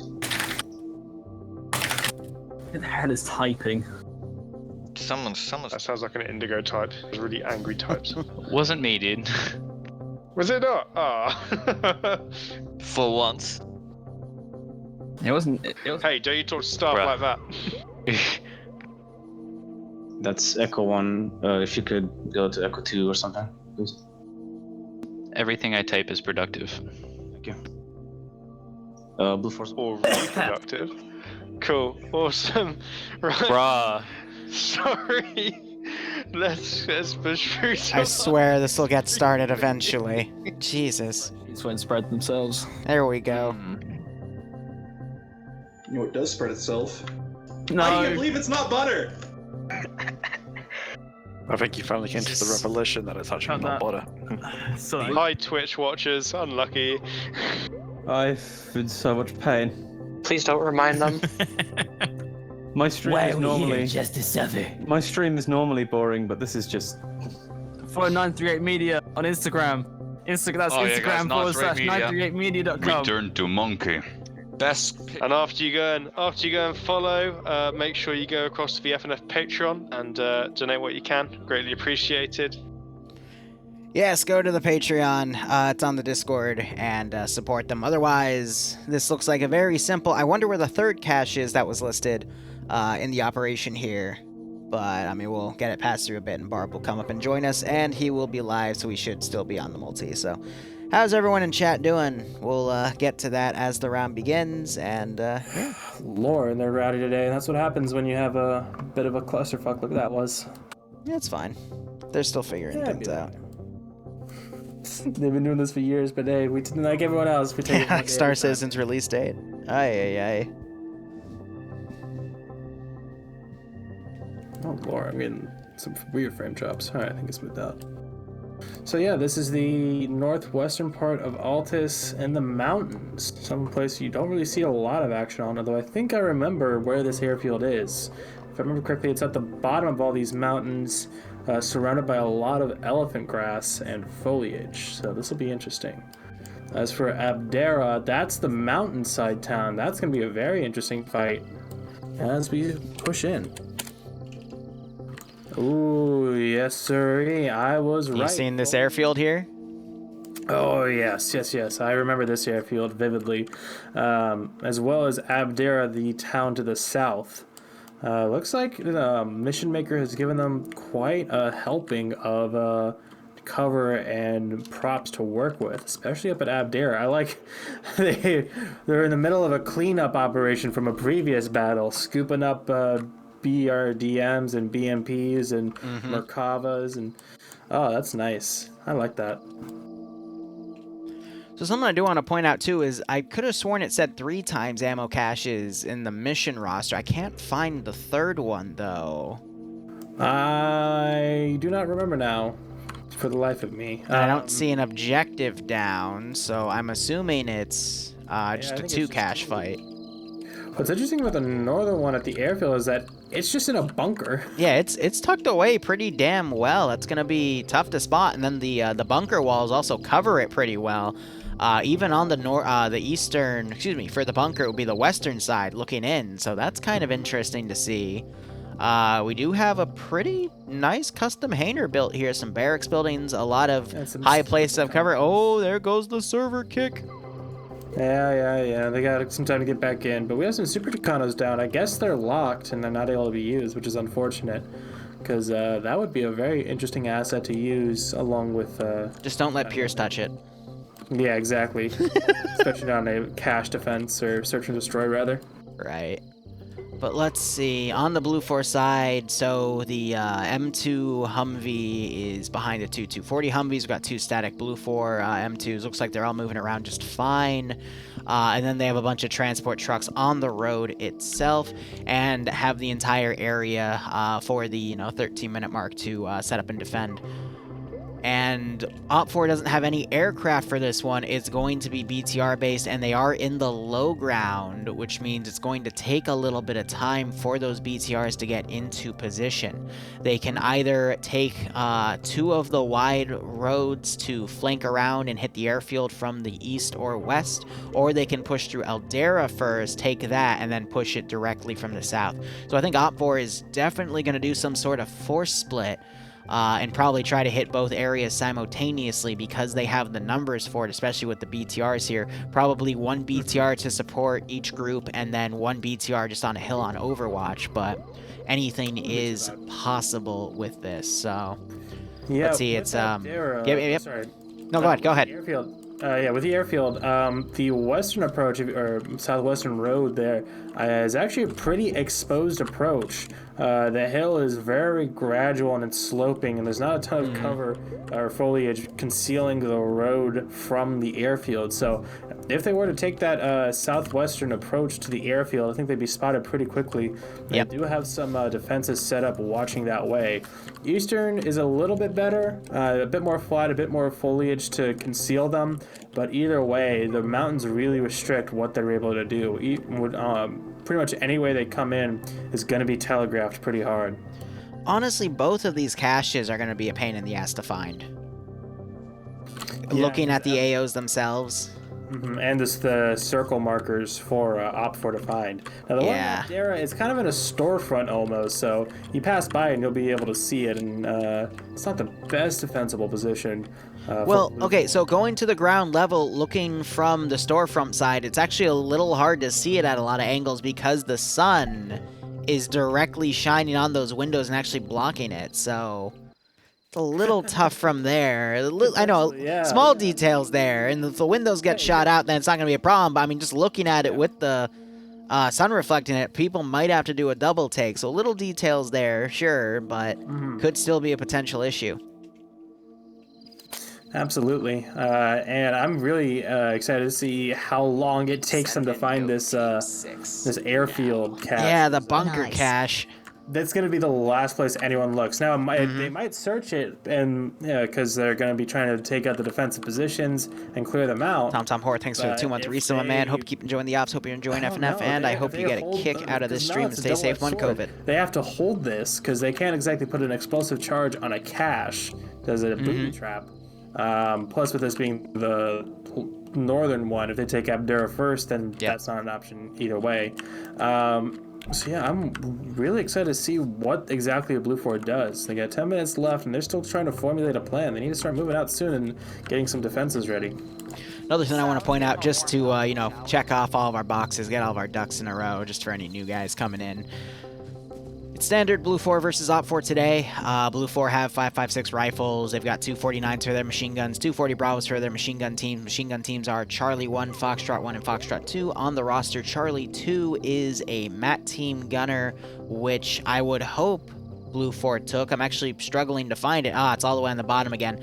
And, of course, it's given to Iander, who is one of the best AT guys in FNF and arguably in all of ARMA that I have met. And they're all huddling around a bush, praying to it as Scandi Recon does before any operation to appease their gods so they can hide within trees and bushes to take out the enemy. Amazing. Meanwhile, Op4 is going to be standard Russian forces here, 5.45 caliber, so, you know, in an attempt to mirror 5.56, they're nearly identical in terms of ballistics concerns, but their machine gun is a PKM, with their machine gun teams being, excuse me, so squad-based machine gun PKM, their machine gun teams are PKP, so both 7.62. They also have, what am I thinking of? For their MAT team gun, it's going to be an RPG-32, which is just a Carl Gustav, but as an RPG tube for Op4. And then SVD versus Mark 11, both with MOS, SR25. Aren't they the same thing? I think it's pretty much the same thing. Yeah. Yeah. I'm just being a dick for fucking. A dick's sake, I get it. Yep. Some guys are allowed to get 1x magnifications. Yeah, shush. And both marksmen have MOS scopes. That's why the SVD is the MPZ rail version, so they can put that MOS sight on the top. Op4 getting 3 BTR-80s here. BTR-80s have multiple boxes of 50-round 14.5mm, which is going to be the biggest caliber today. That can easily shred through buildings, shred through cover, and hit people on the back. And then 250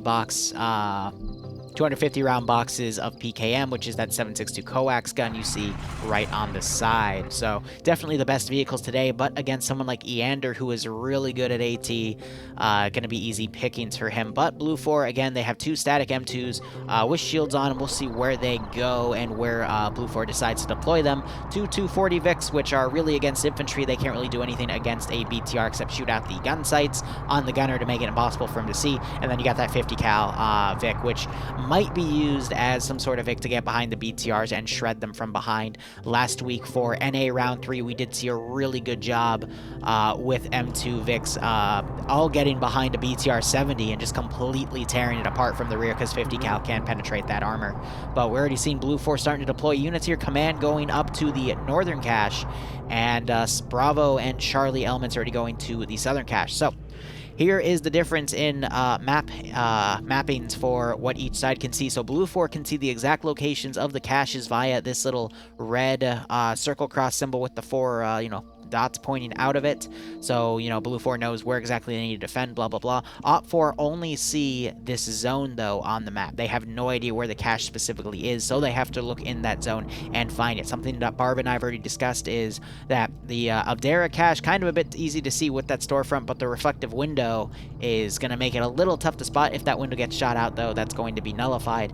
And then the northern cache is really tough to find because of the bunker. It's very indiscriminately put in here, but with the size of this sector, it's also including these these 3 barracks buildings. So that's probably going to confuse the hell out of Op 4 if they're able to get themselves in this AO itself. And the range of that sector extends all the way to the ATC tower. Did I say that one right this time, Barb? Yes, you did. I'm very proud of you. Do I get a cookie? You get a gold star. I get a gold star. Yay! Report card. Now Yay! thank you when you go home. Aww. Anyway, so Blue 4, they are checking out to see if this cache is just in an indiscriminate bunker right here. It's probably throwing them off as well. But yeah, I mean, they see the marker and they're like, "What the hell is?" Yeah, they have to go, just hold in there. But Blue 4 have to stay within the blue zone before safe start ends, which is 15 minutes, and then Red 4 has to stay in that sector. And we're already seeing a group of Red 4 that I saw Mountain JSRS. Yeah, so interestingly enough, JSRS and Potato with them. They're already going on the left flank. They might try to do a wide rush either to, what are they? They are a Charlie. Yeah, so they're Charlie, so that's their AT and one of their machine gun teams. They might go on Overwatch on Hill 136 to get Abdera, because Abdera is a really crappy AO to defend because you have ridges all around this area, which are going to mean that there's a lot of easy places for Op 4 marksmen to go on. But we're actually seeing some Blue 4 guys potentially fan out. TSB, they're going to try to take a hill. They're just going to have to be careful not to get picked off by marksman rounds from the 2 marksmen on Op 4, which, speaking of, we do have, I think it's Shadow Locked for Platoon 1 HQ's marksman. Platoon 2 HQ's marksman is Galil. And then Blue 4s are King for Platoon 1, and Platoon 2 is Flux. Just to clear up a question I saw in chat, Red 4, PKP interesting. is pretty much the same as a PKM, just modernized. Correct. It is the same ammo, 7.62 by 54 rimmed cartridges. Nice medium machine gun, pretty much equivalent to the 240 Bravo in terms of effectiveness more or less. And with these caches, anyone can just mag dump them. You put enough bullets into it and it'll go off. You can throw grenades on it and it'll go off. Single AT round from a Carl Gustav, RPG 32, or the RPG 26 in their case, or satchels will make it go off. And it looks like Cardi's actually setting up a retaliatory charge. If that cache is to go off, Cardi will try and set that bomb off and kill anyone nearby. We'll see how well that works out, or if Cardi even lives that long. So yeah, no, Blue 4 is going to be they're going to try a proactive defense here. We see a lot of guys on it's like the western side of the AO ready to drive up to the hill. This is some of their armed Vics too, so they might actually try to counterattack a Red 4 push here. We saw last week, I believe it was it EU round 1 or NA round 1? I think it was NA round 1, where it was a 1117 pushed out and killed an entire squad on the attacking faction because they were lagging behind, and it was the command structure as well. And if they didn't get caught, they probably would have won that round by having those additional 13 guys for that last section, because it was such a close fight.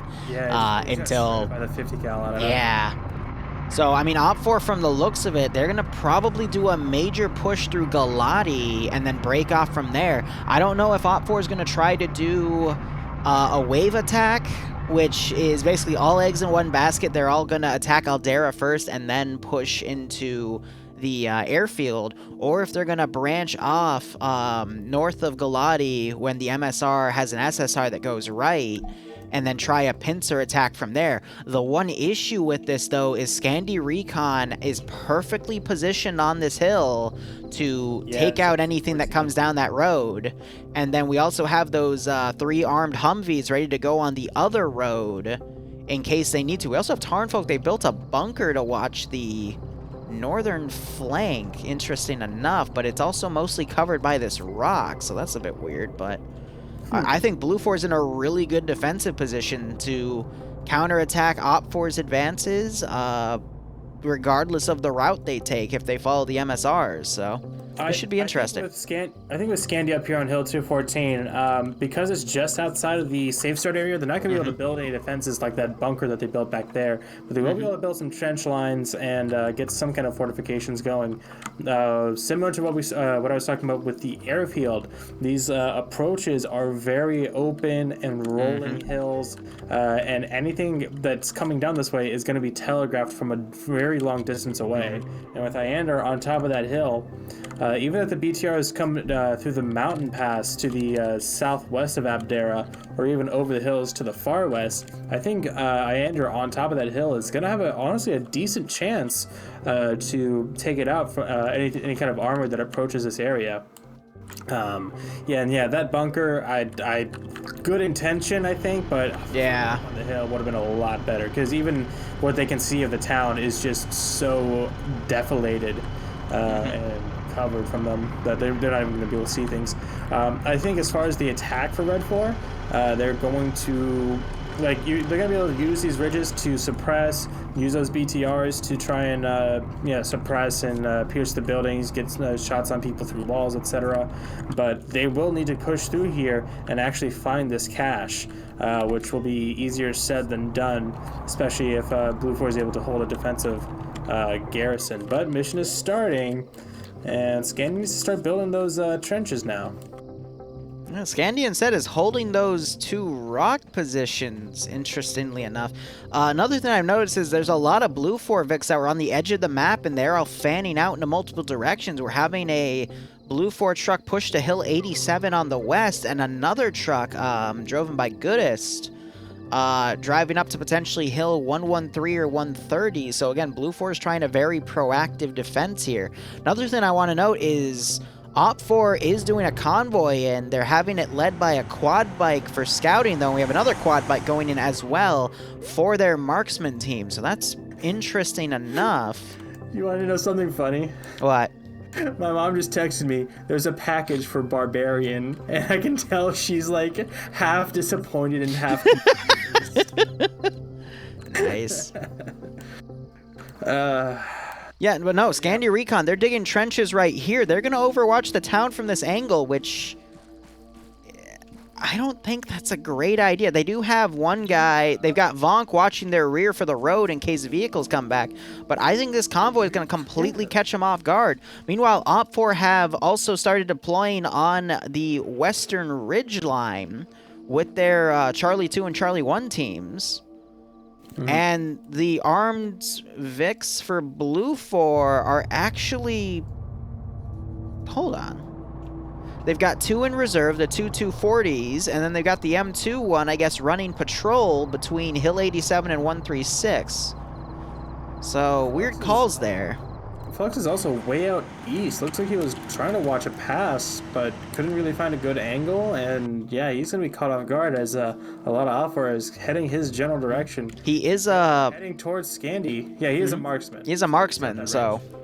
He's got that range, but his positioning is pretty dog shit. Iander is now top of the hill now. They don't have any cover down, no trenches or anything. They're just kind of skylining on the top of the hill. But we have Flying Finn and Yanni Finn kind of spotting for Iander. Iander is trying to range a shot here. And yeah, I think you're perfectly right. Nope, third BTR is going that way, and it almost armored itself. But they're heading northeast. They might be going around and striking the airfield first. I would agree with that. Powerful. Between Command being still back over here. Actually, no, Command isn't even over here now. It's just Foxtrot. But with a very light garrison at the second objective, this very well could be the better attack as far as numbers, but that would still just leave them very exposed on the approach from the pointing south something out. Dara. So I think Iander just pointed out that Alpha just did a massive dismount in the forest. He's still trying to line up shots on these BTRs to see if they'll stop moving so we can get a more accurate shot on them. But I'm willing to bet, based off of what Op4 is doing right here, they're going for a pincer maneuver of leaving some forces on the south to start attacking Abdera, and then they're repositioning BTRs, and honestly, yeah, this is all 3 of their BTRs are actually going to go down to the airfield, knowing that there's not a lot of good cover on those routes, and I guess try to get some overwatch positions to strike out whatever they can on the airfield, which I would also argue is a smart call, because Abdera is a big-ass kill zone. I wonder if Iander has any HE rockets in that thing, because there's a group of Red 4 A1 up there just kind of... Nah, they don't give them HE anymore, unfortunately. I see. So yeah, I mean, this is, even though they're not going to get any kills here, at least I don't think, doesn't look like it. Oh, shots actually coming in on Scandi from the direct east. Yeah, your mic also went dead, and yeah, Marksman is also starting to engage them. Yeah, that's... Did you guys hear his mic right there? That was... very long distance. You can just see the silhouette. That was something. Skylining. He doesn't even see them, but he sees their silhouettes. What was and that? His shots are pretty close to on target. Yeah, that was pretty good. That's Barb, you're... like a kilometer. I'm gonna have to send you a clip later. Like, your mic just got super fucking cursed when you spoke. But we already have Flying Finn. He's spotted the 2 marksmen, or excuse me, the marksman team, and is already trying to engage him. His shots are going over, but for that range, they're landing pretty accurately in terms of area. That was Demon Barbarian. That's pretty much exactly what I said, but you didn't hear me. Because you sounded like a fucking demon. Like, it was so weird, man. Usually you're the demon. You spoke in tons. Like, I don't know. Anyway. It's been a cursed Black Friday. Alright, otherwise Scandia Recon, they're taking pot shots at that marksman team. They're going to mount up in their quad bike and pull back. Flux might go up there later as well. Yeah, he's just staying prone. I think that's a good way to do it, but I'm interested to see what this infantry group up here is going to be doing, led by, looks like Bassbeer, Jonathan. Got the other marksman team engaging. King's up there too. No, that's Scandi Recon has been spotted out by. So that's the other half of the marksman team in terms of platoon. So they are trying to suppress them to get them off the hill, but they're trying to give a lot of coverage here for this OPFOR force to come down. Now, I don't know if this OPFOR force is going to... I think it's going to go for Abdera, because it doesn't make any sense for them to dismount there to then take this forested route to the airfield, which, in my opinion, is one of the best routes to take, because you got a good amount of concealment to get just on top of the airfield.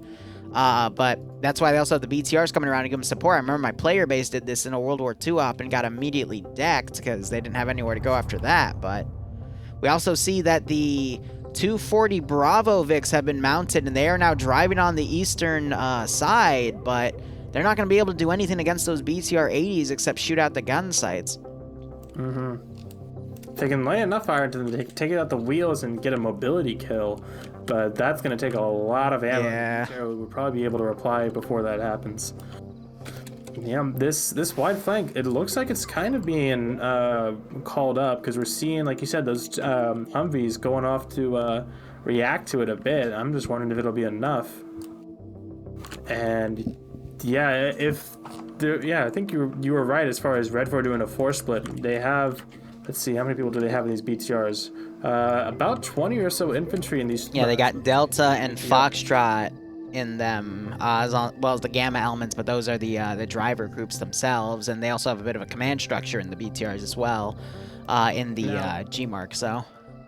It has been called up because we see Ash in the ATC tower with his Vector 21 looking northeast. Yeah, so if they can spot that approaching convoy quick enough... I don't think they know it's there. They just know that the Southern group reported vehicles turning right on that SSR, so they can safely predict that they're probably going to come down that vector. But OPFOR's starting to do their dismounts, and we are going to see just a massive pincer attack here. What I'm wondering is, has Blue 4 spotted that dismount yet? And I don't believe so. Maybe SL Dream has. He's looking right at it. Yeah, right at it. Exactly. But I'm not seeing anyone react. There we go. So now I think he's running back to Tom to tell him. STS is kind of looking that direction too. Yeah. He's not looking at it though. Attention. And you got Steven with his binos out. Yeah, I'm pretty sure he spotted them out. It just needs to be relayed a bit. Now my question is are the BTRs going to be able to spot this group on the hill? Because kind of like with Scandi, we saw truck's pretty exposed. Skylining a good. Yep. One of the BTRs is engaging. I mean, that truck is right there, and we're having some more shots line arena up here. No KIAs though. They're going to start pulling off from that hill. They're going to potentially get the 240 Vic up, but again, there's not really much it can do. And with 3 BTRs putting that much ammo on this hill, they're going to be able to effectively suppress most of Blue 4 on this position. We got Blue 4 trying to crawl up to look, but just look at that tracer fire coming in. It's a light show. Do you know if ML were able to get into this? I don't think so. I don't think so either. I'm not seeing them.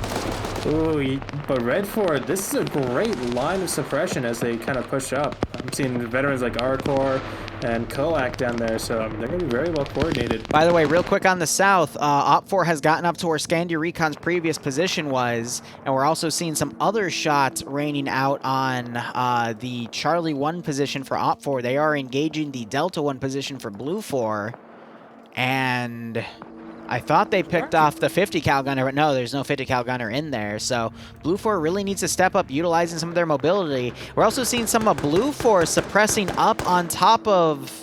What the hell?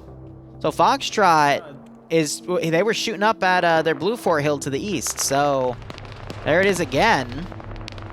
They're shooting at their own dudes. And they actually just wounded Tarnfolk. Oh wait, no! Now I see what you mean. Yeah, the guys at the airfield are heading up towards Tarnfolk. Oh my! Blue on blue. Let's PID that. This guy must not have any optics. Let's see. If they have Blue 4 vehicles, that means they are OPFOR, and I shall engage. I mean, they only have CCOs, which I get, not magnified. But one of these guys has a long range. He should know that that hill is friendly. 240 now, and now trying to fire in the low ground here. We are seeing some blood splatter on the Op4 guys, but had a GL round go in the middle as well. Golf cuts out of the wrong second, and he is getting hit while he's down. Yeah. Angle really working against him there. He's probably not going to wake back up. And now Sandy's being engaged from two different directions, kind of southeast and south direct. They're trying to hold that hill. We see a little bit of blood going. Highlander pulls out his Moz. Yeah, because we do have a truck doing a thunder run here. Ooh, runs into the tree, but that actually stops his speed well enough. Probably got some different people in there. But, oh, it's Logan! Of course it's Logan. Logan's going for the big baller play. Hops out of the truck while it's still moving. There's no enhanced movement, though. We can't vault the wall. Yeah, enhanced movement. Wreck Classic. Is, investigating the sound of that truck now. Foxtrot still shooting at their blue 4 position here. Here we go. We do have a blue 4 death. Logan and Wreck here gonna find each other any second now.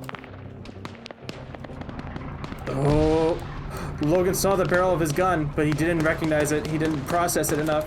Yep, Rex pulling away now. Logan might catch him on the upper story. He looks at the right window. Flux as a marksman, he's firing into the Op4 line that's trying to get a concave on Scandy.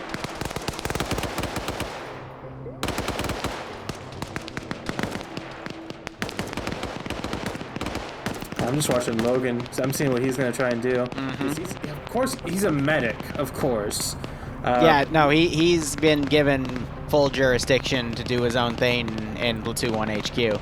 So he could very much find this cache and just start mag dumping it and completely take it from under Blue 4's nose here. Yeah, he's pretty close to it. The only thing standing between him and that cache is going to be Wreck and then Cardi and Shima. He's checking buildings in that sector, though. We also have Fred that's entered this area as Platoon 1 HQ. How the hell did he get in here?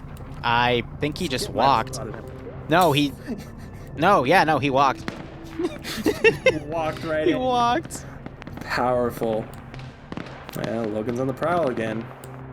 He's really apprehensive to cross the street, and rightfully so. He just saw Shima run by a window. Peeking at the doorway now. Oh, he opens fire, but it's... Yep, fires at Cardi, who's trying to get a lineup on. We got Vonk coming in, and he takes out Logan. GG. That's going to be an RIP for Logan. So close, yet so far. You should have... If you had just held this trigger with Shima and just tried to pass... Oh, hey, by the way, Azariah Salty, everyone's engaging Flux. Flux is now dead. I can't tell if he died to Op4 or Blue 4 bullets, though, because both Blue 4 and Op4 were firing at his position. It was Az the one. Az got him. Oh, he's at -1, isn't he? Yeah, he's got a -1. Nice. Oh, that's beautiful. And they're still shooting at him. So much friendly fire today. I love it. We got some of Op4's group getting engaged from the town. They do have a man dead up there as well. And then we got Charlie 2 flanking around for Op4. I think they're going to try to engage the Delta group that has those vehicles. So still anyone's game at this point. Absolutely. Hassinger is fighting with Gabri down here, down this very steep cliff. As his group is trying to make a spearhead in. Bay Potato went down from something. I'm not quite sure what. Might have been Skip. Yeah, there's a reason the FNF command isn't listed right now. I'm sorry, guys. Sandy is disengaging. Now, they've broken contact long enough to where they feel safe enough to move, and that is absolutely what they should do. If they can hold that MSR on the eastern side of Abdera, that's going to be a very good position. Catch the Red 4 infantry as they cross in the open. It could be very, very effective as a fighting position. Blue 4's also pulled off of Hill 113 on the northern cache and gone into the airfield itself, and Op4 is going to take that hill and probably use it as a base of fire. So Op4 doing a really good job slowly encroaching these AOs. They do have a 20% numbers advantage. Looking on the map here, we have 3, 4, 5 skulls for Blue 4, and all of Op4 command is dead, by the way. I just saw the 4 skull go on Patriot, but 4, 5, 6, 7, 8, 9, 10, 11, 12. 12 skulls total for Op4. So Blue 4, they're on a good ratio here to slowly take away Op4's number advantage. I just saw one more Op4 guy go down to 2 dudes, Owl and Kane in a building. But if Blue 4 can slowly keep getting more kills here, they can start getting the numbers advantage away from Op4, turn it around, and by the end of the operation itself, they could have a sizable numbers advantage compared to whatever Op4 has left. Oh gosh, that guy just got picked off. Loving what Op4 is doing with this kind of pseudo motorized platoon up on the northeast now. Basspear might have just shot him in the back of the head. Old position where Blue 4 are at, a lot of dead bodies and a truck. They might try and use that as well, but who knows. But yeah, infantry were working very well with these BTRs. You know, infantry working where the BTRs can, and the BTRs kind of being linebackers and providing that assistance where needed. Over on the west side, though, we're having a group up here on the ridge.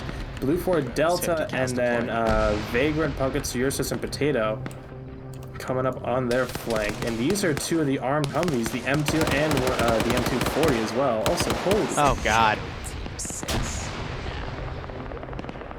God damn. Rossi, thanks for the 100 tier 1 subs. Jesus, if you got a sub from Rossi, make sure you thank him. Hope you're all staying safe among COVID. Let's try to watch Yanni here run up and get a bunch of Op4 kills in celebration. And the person who isn't staying safe is this Blue 4 Delta team as Buckets takes aim with his RPG-32. Look at Yanni. Goes short. Hits Pyros pretty hard. What the hell? Goes down. M2 returning. Why is that guy just...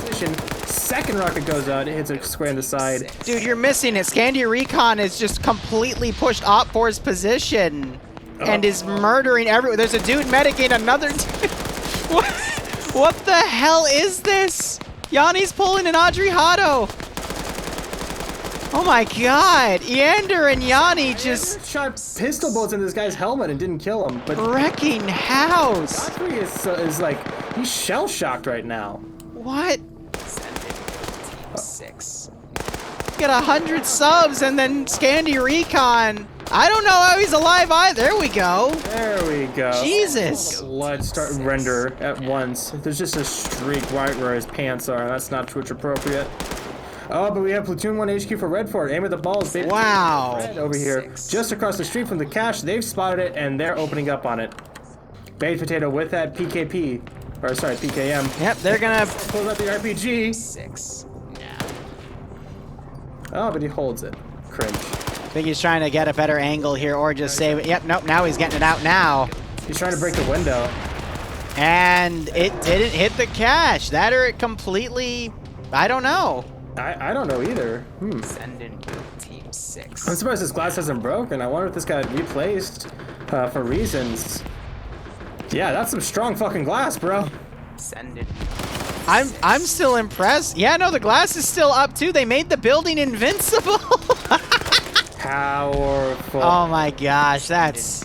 They're gonna have to go in there and blow it up themselves. That is pretty disgusting, but I just cannot believe I just watched Yanni clean house and then Leander just get some double taps with. That was beautiful. Surprised that Cardi and Shima, they're not doing anything against this. They're not waiting for, or they're not trying to counter this or Red Fort's like fucking mag dumping this cache unopposed though. I don't know how effective their bullets are. This glass might be bulletproof as well. So I'm watching Drachin. He just killed Vargrant, put a GL on JY here. Grenade goes out, might knock him out. No, it only cripples him a bit. But yeah, no, Blue 4, they lost a Vic up here, but they are now making Op4 pay for it. They lost both Vics actually, the AT. So that's good for them. Even if they die, they take out all of Blue 4's offensive vehicles. I think the 50 cal Vic is still somewhere around, probably up on the airfield. I know the statics are also on the northern side. No, just northeast of Vagrant's or Bucket's position. Oh no! That was the one that got hit first by their AT. Wow. Nemesis just ran in, got 2 kills. He is being double tapped by aim at the balls. But no, Op4, because they got cucked by invincible window shields, there is no one really left for this southern attack, and I think that's a bit bullshit in my opinion. Op4 should have been able to get that cash kill with that rocket, and then this massive team to the north should have been able to sweep that northern objective. So I think that's a little bit of a mission maker fault there, but Jesus, Yanni and Neander, excuse me, Flying Finn and Neander coming down, getting another kill. But Finn, Yanni's on 6 kills right now. That was just beautiful to watch him push that position and completely catch him off guard. So they're getting some double taps on that body, making sure he's there. We got a few stragglers here for Op4 coming around. They could still take this position here numbers-wise, but after witnessing Scandi Recon pull that, I mean, there's a reason they are the most feared group in all of FNF, because some of the maneuvers they pull are fire team, if not squad wiping. Absolutely. And this Red 4 team, like you said, they're kind of split off from the rest of the fours. Anything on the south side for Red 4 is pretty disjointed. Jeez. Send in Goat Team 6. I don't know. I feel like with the 3 BTRs, Red 4 does still have... Rossi, again, thank you so much for the 100 subs, man. But they will need to very much work together. Can't believe you did that. Take out the cash quickly and then move to Abdera even quicker. If Ooh, they don't we got some blue on blue right here. Quick, which is going to be hard. They'll give make sure, yeah, guys, make sure you thank Rossi for your subs, man. They really nice of them. Stand a decent chance to strike it with overwhelming force and numbers. So Op4 pushing in that Charlie team. Sorry to cut you off. Hassinger went down. We had Scandi blue on blue and some 1ER dudes. Aim at the balls now in the cash building, trying to throw some grenades on it, doing the best he can. He does have a machine gun. He could mag dump it as well. He also took some other grenades and he's throwing them on. But yeah, he's trying to get all the damage he can before he starts mag dumping. There's the mag dumping. He's going all in here to try to neutralize his cash. And there he gets it. Nice. So now it's really in Op4's favor. There's the trap going up, but aim of the balls survives. Yeah, that building's invincible. Yeah, that's gonna be brought up. They need to tell people if they do that, because that's a bit BS in my opinion. The building on either side of it is it blows up, but that one's still fine. So that's amazing. Yeah, that's Chad plays. But I mean, this fight's gonna be cleaned up now. It's gonna be up to the 3 BTRs and the second half of Op4's force to push down, potentially Thunder run this and get into the AO. I think they're still weary because they don't know where that Charlie 2 Matt team gunner is, because Neander never opened up with it in the beginning, so they just want to make sure if they Thunder run it, they don't get murked here. Otherwise, Yanni, I think, traded with aim at the balls. Yanni down, but aim at the balls is dead, so we could still be brought back up. And then we got some Op4 guys at the church building that are going to harass any green forces pulling from this AO, going to the airfield to reinforce. But otherwise, I'm seeing some... We got some smoke coming out from the airfield. That was the remaining 50. Actually, it's a 240 Vic. But he's dead. It's up on the hill. Oh, so yeah, you're right. Yeah, so all 3 of those Vics are down. I thought the 50 cal Vic was brought back down. But yeah, the that German guy who was engaging, he is also dead. Blue 4's got some units all around, but Blue 4, in my opinion, now needs to just start converging all they can on that airfield. But fighting against 3 BTRs, they really need to position Neander here, because he is still alive. He still has that the Maz, but he needs to somehow get out of here, because the Op4 guys at this point that are still here are just going to be a stall tactic, because Blue 4 is not going to last against those 3 BTRs. I agree. They have that truck that Logan brought in. They can commandeer that. But otherwise, yeah, they need to break out of there and pull back. It looks like the Red 4 group, yeah, they're mounting up. The Ventures BTR has people in it. Severe and Lusad has a couple people in it. So they're going to be going possibly for Johnny being worked on. 2 BTRs up top providing Overwatch, and then another BTR providing some closer support. Mike and Tom are I honestly... Trying to throw grenades in there. I really don't know if it'd be better if they leave it alone or try and man it, that bunker. You know what I mean? Yeah, I would leave it alone, because that's just going to draw attention to it. As for the rest of them, seems like they're starting to spread out into the barracks and staying in the the ATC tower, not the BTC. Yeah, and here goes DaVince's BTR now. Some fire coming in on it, but whatever caliber it is not going to be enough. It is SL Dreams 556 Maz. I'm looking back at the southern fight right now. Flying Finn and Neander, they're trying to do a southern flank. They just picked off one of the remaining Op4 guys. There's only 2 up, Pads and Olaf, and then Hassinger. And then we also have a 1 ER guy coming around on the northern flank, and they're just trying to pinch the gap at this point, so Blue 4 can then get people up, get remounted, and push that northern cache. And that reinforcement group might be enough, but there's still a lot of Op4 guys around. So teams have to be careful. Dismounting now, and all this 1RW crew is now pushing up in this low ground through the elephant grass. Yeah. This is genius. That's how close. Go ahead. Sorry. Well, no, both using the terrain and the foliage concealment. Tarnfolk's on the prowl though. That's the best route they can get to go in. Dismounted, so he's gonna be caught with his pants down if they spot him with that M72 Law.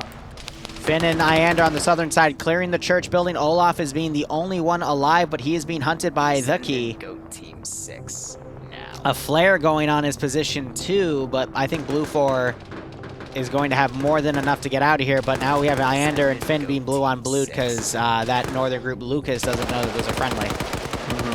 And Olaf able to pick off the key on the back, but nice. Yeah, now the main fight's going to be to the north here. So let's watch that. Yes, that group in Abdera, they should be able to get out of there, but it's just gonna be a battle. Firing up there. Is there a body, or is they freaked out on a rock? Okay.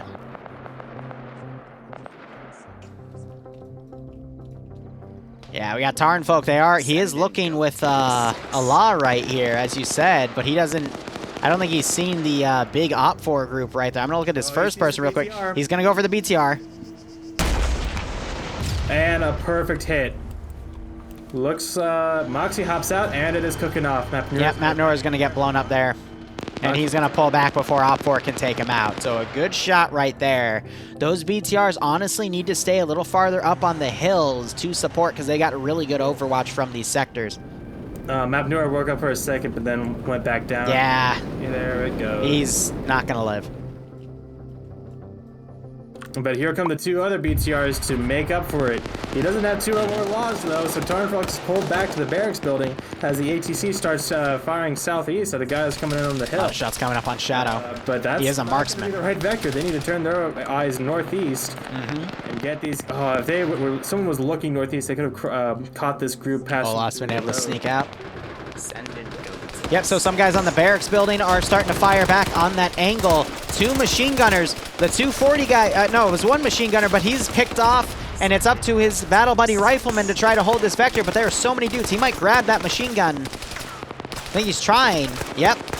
Teamies was running. Oh, Teamies was running on top, got suppressed, hopped off, and got shot as he was running to cover. Severe now gets out as well, and I think Severe might be one of the last few actual element leadership. Yeah. Element leadership. People in leadership with a long range is what I'm trying to say. Tarnfolk picking up the machine gun, trying to fire. He gets picked off as well, and Op4 has a significant force here. They're going to be able to get in this barracks building, use it as a staging point to get to potentially the cache location, because Blue 4 has opted to defend it to the best of their ability. Yeah, and from this position, they're going to see the bunker, but they're not going to see the cache because it's blocked off by that middle section of the bunker. So they're going to clear this, thinking that it might be in here, considering the Blue 4 resistance. Yep. Which does make sense. But yeah, this is going to take some time for them, I think, to find this Blue 4 sending a northern group to get into the elephant grass. They might run into another Op4 group coming in the elephant grass too. That's going to be some really close fighting. But Blue 4, they need to get, I think I see them. Yep. We got a lot of guys mounting up in a truck in Abdera trying to pull back, but there's still a lot they got to get through. It's going to take them a few minutes. But can the Blue 4 Defense Force hold in that amount of time? STS and Steven, they're holding this hallway as best they can. STS has a nasty angle on the staircase leading up to the second floor. Just having that door cracked and with a very, very tight angle. Though it could be a little tighter. But yeah, this whatever the case is, I don't think they're going to be able to hold off this half dozen or so. Ooh, one of those guys just got grenaded. Meanwhile, you have Blue 4 Echo 2 here on the northern side near Daniel's position with Misu and the Cot in the middle. This might be a game changer. If they can catch this bigger force out of position, Apuva just takes down one of the Red 4 guys and watches Misu finish surrounded. Oh, that's cheeky. Catch this big Red 4 push. This could spell their doom, possibly.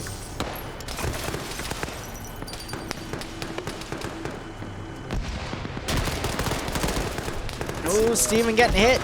Yeah, Hitman and that BTR still trying to provide some support. Op4's got to be careful. The grenades they're throwing might actually destroy this barracks building. Oh! Well, I'm not going to say I did predict it, but I did call their doom coming. Just not like this, and everyone's down. Everyone is down or dying. Moon. That's why you can't do that. Op4 has just completely lost their advantage here. I cannot believe this. That's a good 8 or 10 people down for Red 4. Yep. Some of them are not going to be savable between the grenades and the building collapsing. Like, they cannot get to Paladin. Paladin is inaccessible now. He is as good as dead. That is very unfortunate. That's why you can't be mass spamming grenades to try to get people. 3 Op4 guys that were on the northwestern flank all taken out by Blue 4. Only one guy getting knocked unconscious, but he can be medicked back up because they do have a medic with them. I don't see how Op4 can recover here. They've got some groups to the south. They got Olaf still alone in Abdera. The Op4 guys are trying to engage the Delta group on the western flank, but Blue 4 is going to be able to get regrouped and have enough to go here unless we see Nuzzy and Stotten Bay utilize the 2 BTRs they still have here. There's still a potential, but God, Op4 just lost a significant advantage with that. Absolutely, and more importantly, they've lost their screen. So now those BTRs, they can still do a lot of damage, but they gotta get close to really know what they're shooting at, and if they get close, that's the perfect range for any AT, be it an M72 or a Maz. I'm agreeing with some people in chat right now. The buildings have been really weird. Yep, go ahead. They haven't, but Scanty Recon is on the move. They found out Logan left there, like I said, or like I predicted. I'm going to take the credit for that, don't get me wrong. But they're coming back now down the road. Now the question is, Khalil's trying to pick them off. Garrison. Actually, there's both Op4 marksmen are trying to engage them. I don't think they took any hits, though. We're getting some mag dump in the back, though. Oh, they need to be a lot more serpentine. I see 2 guys down in the back, possibly more. Yeah, that's Lolo and Galil, 2 TSB people, so that's TSB versus Scandy right there. So yeah, the buildings have been really weird because the Abdera one was invincible, and then this barracks building went down to like 3 grenades. Like, it's been weird. But now we got the BTR pushing up. It's being ballsy, but it knows that, I think it's predicting that Blue 4 doesn't have any AT to deal with it. But we have... Now that you mention it. Izzy Anders still alive. I don't see him in the roster anymore. So does someone has his AT? I see Lucas with some AT here, and I see Shama with some AT. We got some people unconscious in the back. Did Yander get dropped? I didn't notice. I didn't either. He might have gotten dropped. So trying to take that, trying to get out of the Abdera, or maybe in the. No, if he had died in transit, he would have still showed up in the roster. I'm not sure what happened. So yeah, they really don't have any AT to work with, unfortunately. Cardi does have the Maz though. The Maz, Cardi's down, but they do have the Maz on their back. And Shima also has a Maz. Yeah, there it is. So yeah, Ander died or got dropped, but they need to get that and pick it up real quick, because if that BTR turns, it can start engaging that group. Luso tried to breach into the building, but Sideways was able to pick him off. Thank God someone threw that smoke grenade, because if they didn't, BTR would have gotten 4 free kills and most of Blue 4's AT as they were pushing in. Lucas being sighted on by Yanni Finn on where the BTR is, but Yanni getting his leg taken out and knocked out as well. Someone needs to take the Maz off of Cardi and use it. Lucas trying to pull that, push that angle that the BTR gunners were working on. Yep. There's AT coming in just as Bay gets out. Oh, Az almost got him and Lucas killed. Lucas fired as came around the corner and very nearly got them both killed. They're remounting the BTR, but it's smoking. It's going to cook off right now as they... Yeah, now they run out immediately, realizing that Bay getting his legs picked off. Seo, that's not... Seo's in trouble. Hide. He rolls away like it's DayZ, but he's not going to get far enough away. I think he'll live. Yeah. They lowered the explosion radiuses in an update a while ago for A, so it's not as lethal. Bay, meanwhile, coming around. AT going out again, disabling that other BTR. It is cooking. That's Op4 done. That's Op4 done. No BTRs. Their entire infantry force collapsed. T5 Bay getting knocked out by Sideways. Yeah, no, I agree, but he's getting blue on blue. 15-minute warning here. We got Nuzzy, Stottenberg, and Seo against... Hold up, we got Hitman charging in. But he gets knocked out by Salty. Team 6. Yeah, I saw that. There was potential there for some mag dumping on the cache, but there goes the other BTR. And Sayo can bandage and get into his warehouse. Oh, Bay wakes back up and nice. Sideways goes down. Lucky. Nice. And yeah, with those two still in play, there's still some potential. It's leaning blue for right now. Op4 still has a lot of dudes out of the AO right here. They got both of their marksmen still up, for example. Blue 4, meanwhile, I'm going to do a quick head count here. They are down one of their marksmen. Where's the other platoon team? They're down both of their marksmen, so I could still see Op4 taking this, but they have to be a little quick here. They got 14 minutes left. I think Staufenberger and Nuzzy need to hold this destroyed building as best they can. Work the angles, try and maybe get some picks off of the guys hiding in the elephant grass. They are both PKP gunners as well. Olaf has found one of the blue 4 trucks now and is pulling down the hill. If he can pick up Galil and the rest of the stragglers and push in the same way that Scandi Recon did, they could form a half-decent... Galil might miss PID, though. Maybe. He actually goes right past him. Let's see what Galil does. He starts firing at a different Op4 group. Completely different Op4 group. It's the 4IB guys, too. If Smith returns fire with that RPG-32, I'm gonna laugh my ass off. But no, he puts it down. Unfortunate. So yeah, we have Sayo and Bay on one side, Nuzzy and Staufenberger on the other. It's just a matter of who goes there first. Olaf isn't picking anyone up, though. I guess he must not be on comms with anyone. Yeah, no, he was part of a squad that got wiped. Yeah, he's part of Charlie 1, and everyone else in Charlie is dead, so he has no comms with anyone. He's just trying to get in this AO. Truck. Carting Tackleberry spotted the truck. If Olaf pulls around here... Not the worst position. Oh, actually, no, this is a pretty bad position. There's a whole nother blue 4 team on this side, too. They're trying to breach on CO and T5 Bay's position. Collins, though, he's turned around.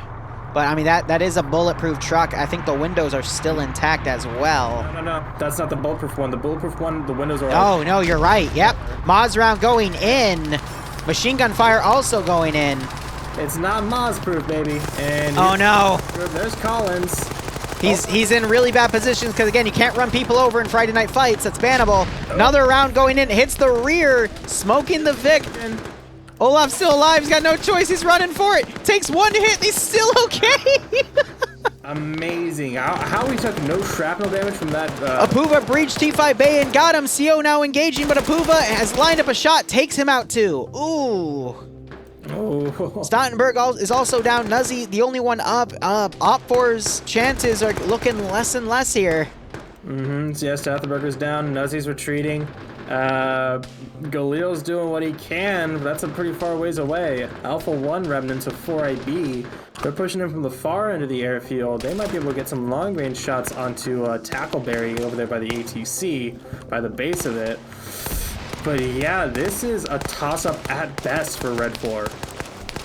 Nuzzy's caught out in the open. He's crippled. Yeah. Press fire, but he's... Takes a shot in the head, gets knocked out, and he's probably going to... Yep, more shots going on. I doubt he'll wake back up. I'm going to agree with you. Once that barracks building blew up and killed most of Op4's attacking team, that was pretty much GG here. We're not seeing Op4 gain any more traction here. They are just trickling in the remaining reserve units left. We got a Sentry team with the marksman rifle, Lolo and Shadowlock trying to come in. We got a, I think, Alpha 1 fire team coming in, and we still have Galil on the hill back here doing his best to try to pick off guys in the barracks, but he is not able to find any good angles. The barracks. Lolo putting some grenades in. Look at this bat. Oh my god. Oh my god. Oh! Takes out Lucas and Shima. Kills a guy. Knocks two guys out. Cripples everyone else. Oh my god. Reload, Lolo. But you saw the ATC tower, right? Yep. It's damaged. From one frag, it's damaged. If Lolo has another and tosses... Lolo's got to be careful, because he might get picked off on the... Yep. I can see what he was trying to do, but that... Yanni doing a good job on the blue 4. Unfortunately, Lolo doesn't get the double taps that Yanni did, but that was a near... no, that was a perfect grenade throw. He didn't... He just literally bounced it against the ACT tower. It then angled, drop bounced on the canvas top of the truck, and then bounced right into where all of them were. I mean, that was... that was amazing. Olaf is looking at the... And there's no medic there. Shadowlocked running in. Ooh, Olaf is in a tough spot. He needs. He runs right into. He's crippled. Pulls that rifle out, blows 2 of them away before getting blown away himself. Oh man. Good trade. Why'd he charge right in there though if he lost contact with Lolo? That's so weird. And then we got 4 more Op4 guys coming in. I mean, 9 minutes remaining. Dude, and we still have Olaf in here and he knocks Apuva out. Ooh, nice. And the other one over there as well. There were 2 over there, and I don't see the other marker. Yeah, the other one's down. Apuva's down as well. Mike now running over to try to find Olaf. This just based off of Lolo's actions there, since there's no medic. We do have Alec and Cheese up, but they're away from this position. We could very much see Op4 still pull the rug out from under here. Yeah, these 4AB guys, like I said at the beginning, they have good chemistry. We saw in their first ever show. Olaf taking out Mike. Some really good chemistry, really good teamwork, and it really surprised a lot of people, I think. We'll see if they're Olaf's still alive. Magic. I think that it's possible. It just matters if they're able to do it or not. But with the amount of people down by the ATC, Lucas is trying to get some people back up, but as Cardi and Shima are all still bleeding out, seeing the blood still kind of update there. And yeah, Lucas is managing himself, by the way. He's not focused on them. People watching the cache now. It's Alec, Major Khan, and Ash. Now, they've been holding it pretty steadfast, but with the 5 people to the north on the those barracks buildings, there's some open spots that 4B have to cross where they could get caught out of position. But I don't know. This is... Oh, they've actually been spotted before they even get there. Dale 5v9. Clown trying to pick off Dale. Clown is blue 4 ground command right now. But these are the 4IB guys. I mean, we've seen them pull some really crazy maneuvers. Olaf getting knocked out from those barracks buildings. Picked off between the tail of an A29 Super Tucano and the edge of the Hainer. So he might wake up, he might not. And then Clown, he's... He was pushing out. He's going to run right into a grenade. Dodges it.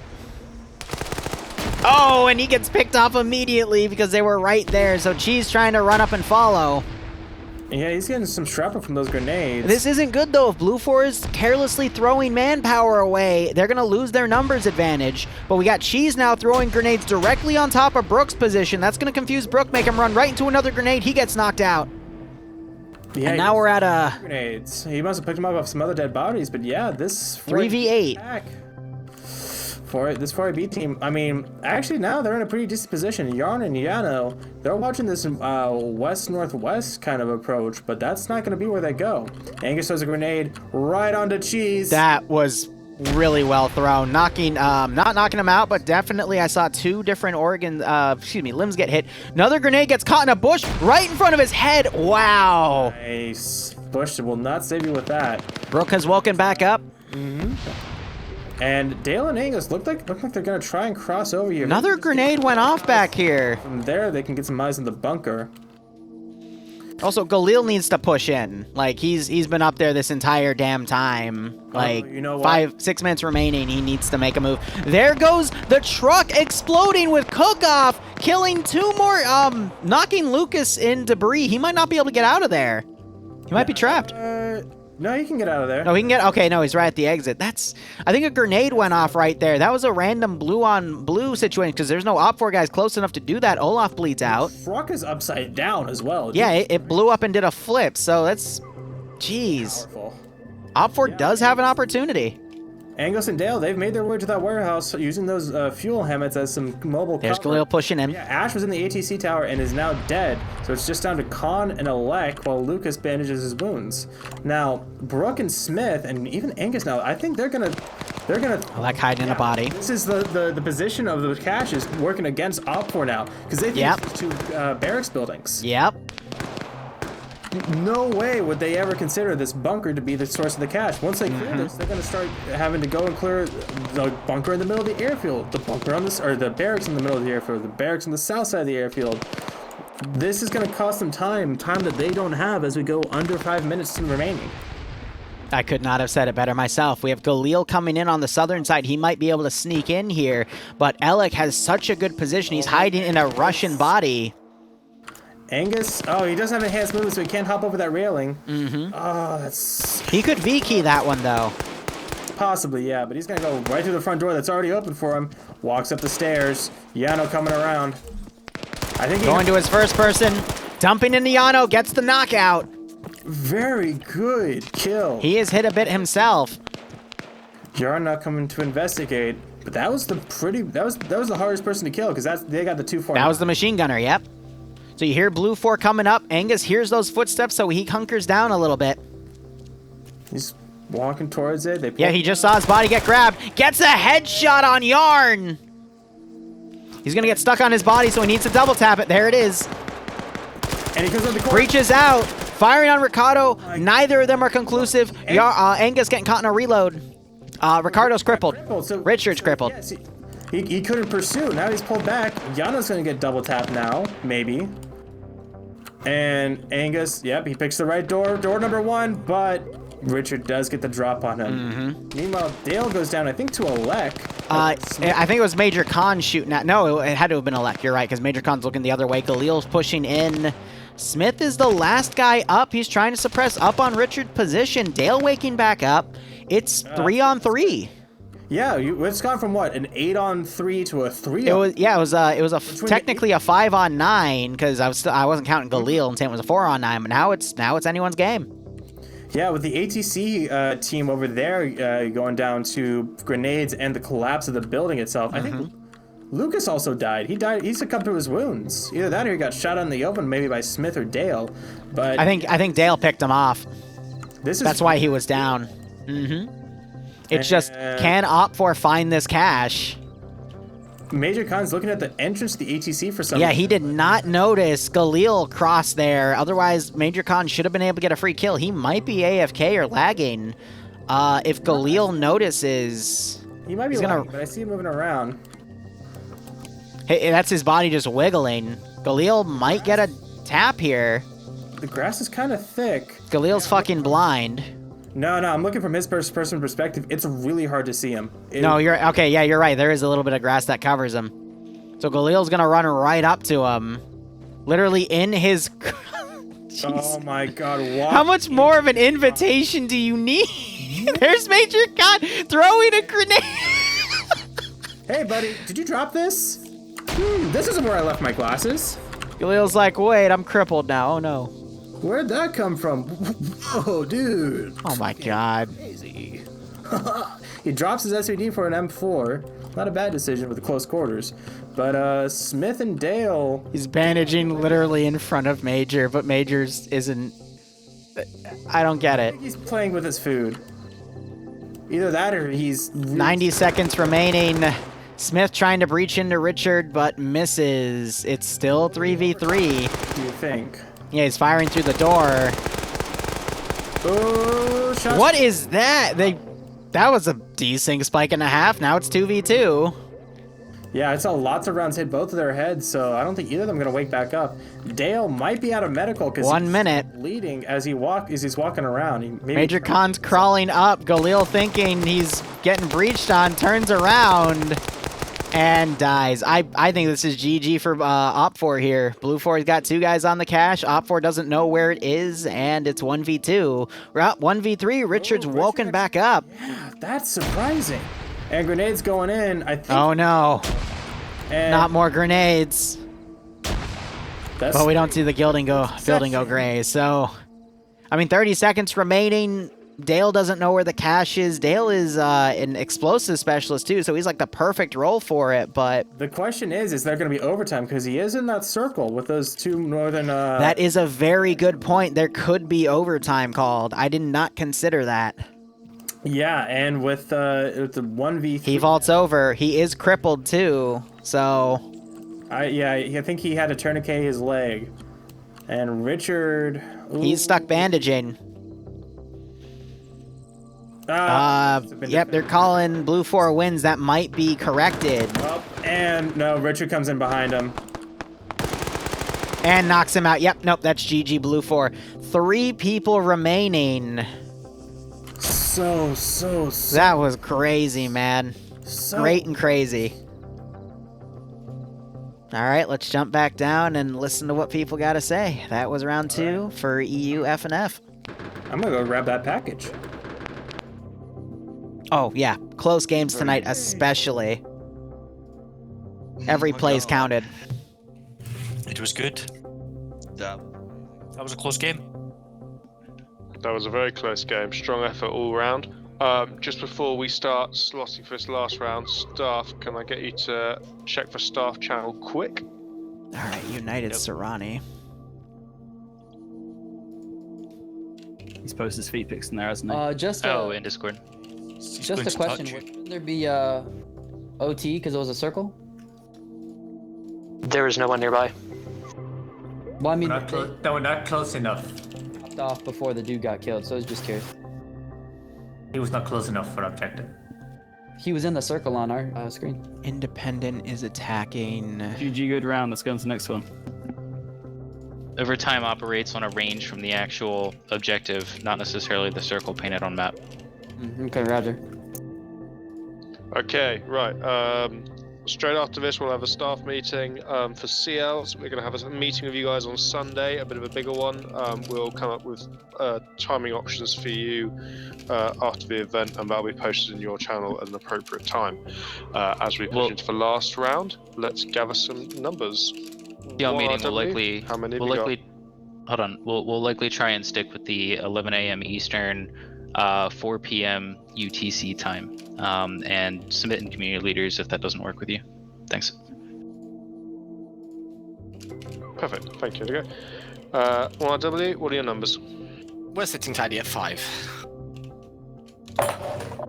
RCC? 9. 4IB? Yep, there are slots for this round, so we'll see how things go. 4th Infantry Brigade? Yeah, hello. 12 at the minute, but we're just trying to get a couple more, so we probably will be 14. And again, Rossi, thank you for those gift subs, man. I seriously do appreciate it. TSB? Harry, you got 7. some competition. GJG? 7. Let's rock M2 fonts 29th? again. But yeah, no, that was There should be 14 of you. I wouldn't say it was better than round 1. It was literally both rounds so far have been. It was one decision that screwed everyone up. For Green 4, I don't know what that one decision was. Oh no, the one decision was grenading the barracks building and killing themselves. And let them know the rounds ended, please. So yeah, first round. Devils. Independent lost because they chose the wrong sector to go charge. And then the second round, Op4 lost because they just blew themselves up. So yeah, I mean, it's been close either way. They love me. Cool. Yeah, don't get me wrong, Op4 did really well at the end. Just showing you how close it would play out. Also, how you doing, Yash? I think but we're 2. again, if Op4 had those additional 8 guys that weren't blown up in that building to at least get a few additional kills, then it would have still played in Op4's favor at the end. So... Toss with Griffin? I don't know. Say la vie. CSC? It's close either way. Anyone from CSC here?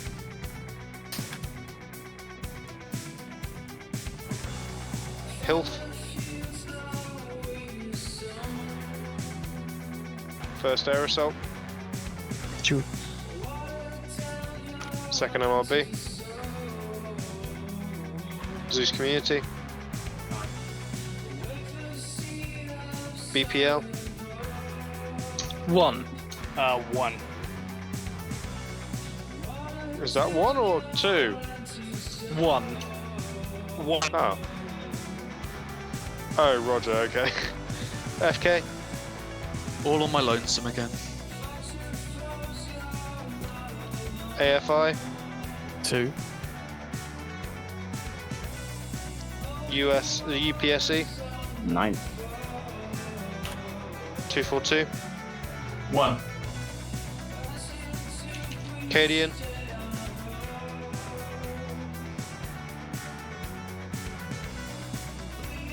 Okay. Can I get 4th Infantry Brigade, Blue 4, option for leadership? They all just went up to the channel. What? They all just went up into the channel. Yeah. Oh, Roger. There's a lot of them. Been said, I'm it's been gonna said go in at chat. them. Go ahead and continue. Yeah, because they can all fit. Let's get AA Blue 4. Let's get FK Blue 4.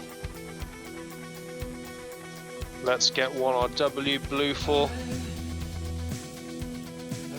Quick thing I do want to say again, we won't be covering most of NA, the NA rounds, which are going to be going in 2.5 hours. Instead, wait, no, 5, yeah, 2.5. Instead, I'm going to be playing an SCP Overlord themed op, and then if we can make it, I'm going to try to make round 2, at least round 3, but maybe round 2 of NA if I can. But they are going to have limited slots too, so it's going to be a fight to get in there.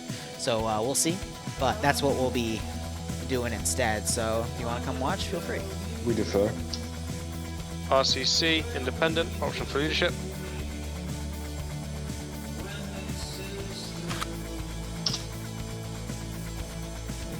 Myrmidon Independent, option for leadership.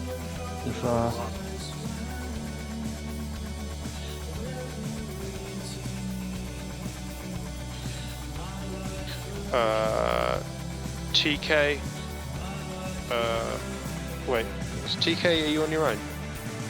I think I'm on my own now. I just got messaging. Roger. Blue 4 for you. Blue 4. Yo.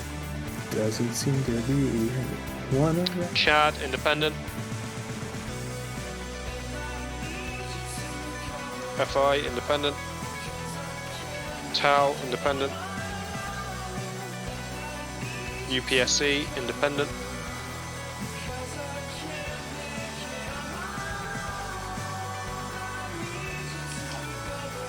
Zeus Community Independent. BPL Blue 4. Burst Air Assault Blue 4.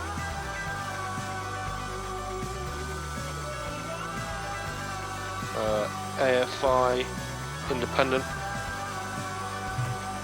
And then let's see how those numbers are looking.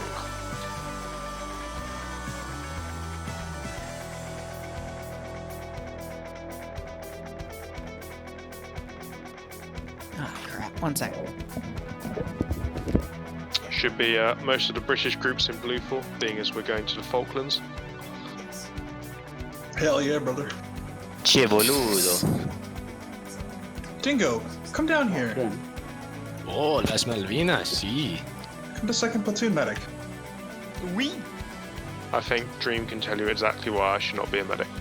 No. And there we go.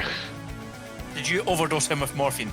No, What I did was I was an amazing medic and I healed him so well, and then every time I reached up to touch a key, I would bump my touchpad with my hand and shoot him again. God. I was split up, basically.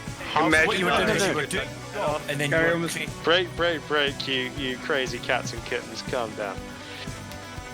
Right, are there any groups left to be slotted? Mass take Theo. 29. 29th, how many have you got? 3. Let's get It you was guys. Bloodwind Colin. You're joining So I think British he forces. had the one of your guys come back. Any other groups to be slotted? Yeah. Some of them left, but Yes, whoever you It's are. the third Mr. round. Voice, you're coming, don't worry. Oh. Not the. let's see. United Serrani. I'm thinking keepers would be. Right. Bart, Blue 4, Collins, Blue 4. I don't know which centaurs are Brits. I'm just going to guess it. That should be good. Ghoster, Independent. Yes, Slushy. The spooky op will be in 2.5 hours. Navy, Blue 4. Cheese. blue 4. Gorskieski, blue 4. Veto, independent. Let's see how them numbers be looking. Little steep and independent, but only by 2%.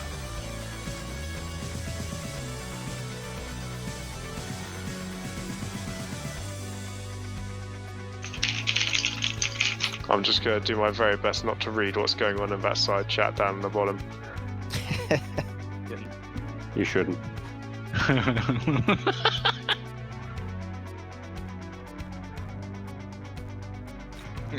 Okay, that should be everyone slotted up. Fred, you've got 1 minute on the clock, my dude. Righty ho then. Can I get a first platoon leader? Someone could pop up to that. That'll be brilliant.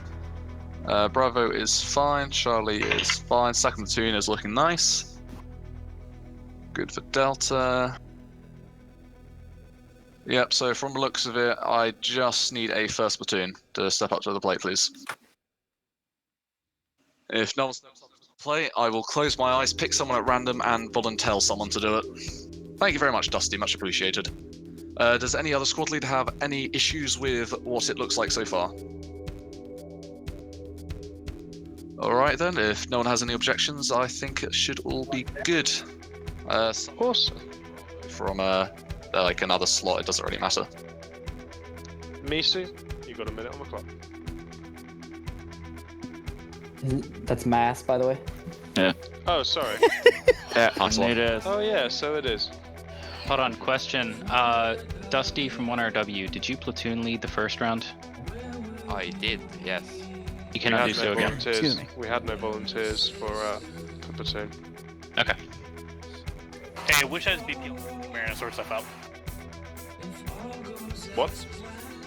Which has BPL on? Mariana sort stuff out. BPL is blue 4. Thank you.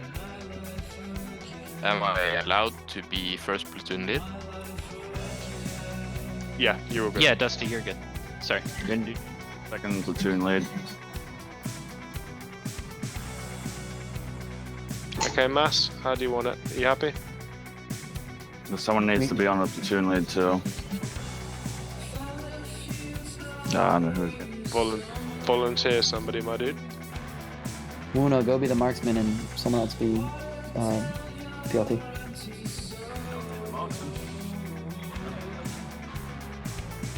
Aim, you only like sit on platoon lead or something, you just in lab. What about sitting on a platoon? There's no platoon lead. Second platoon.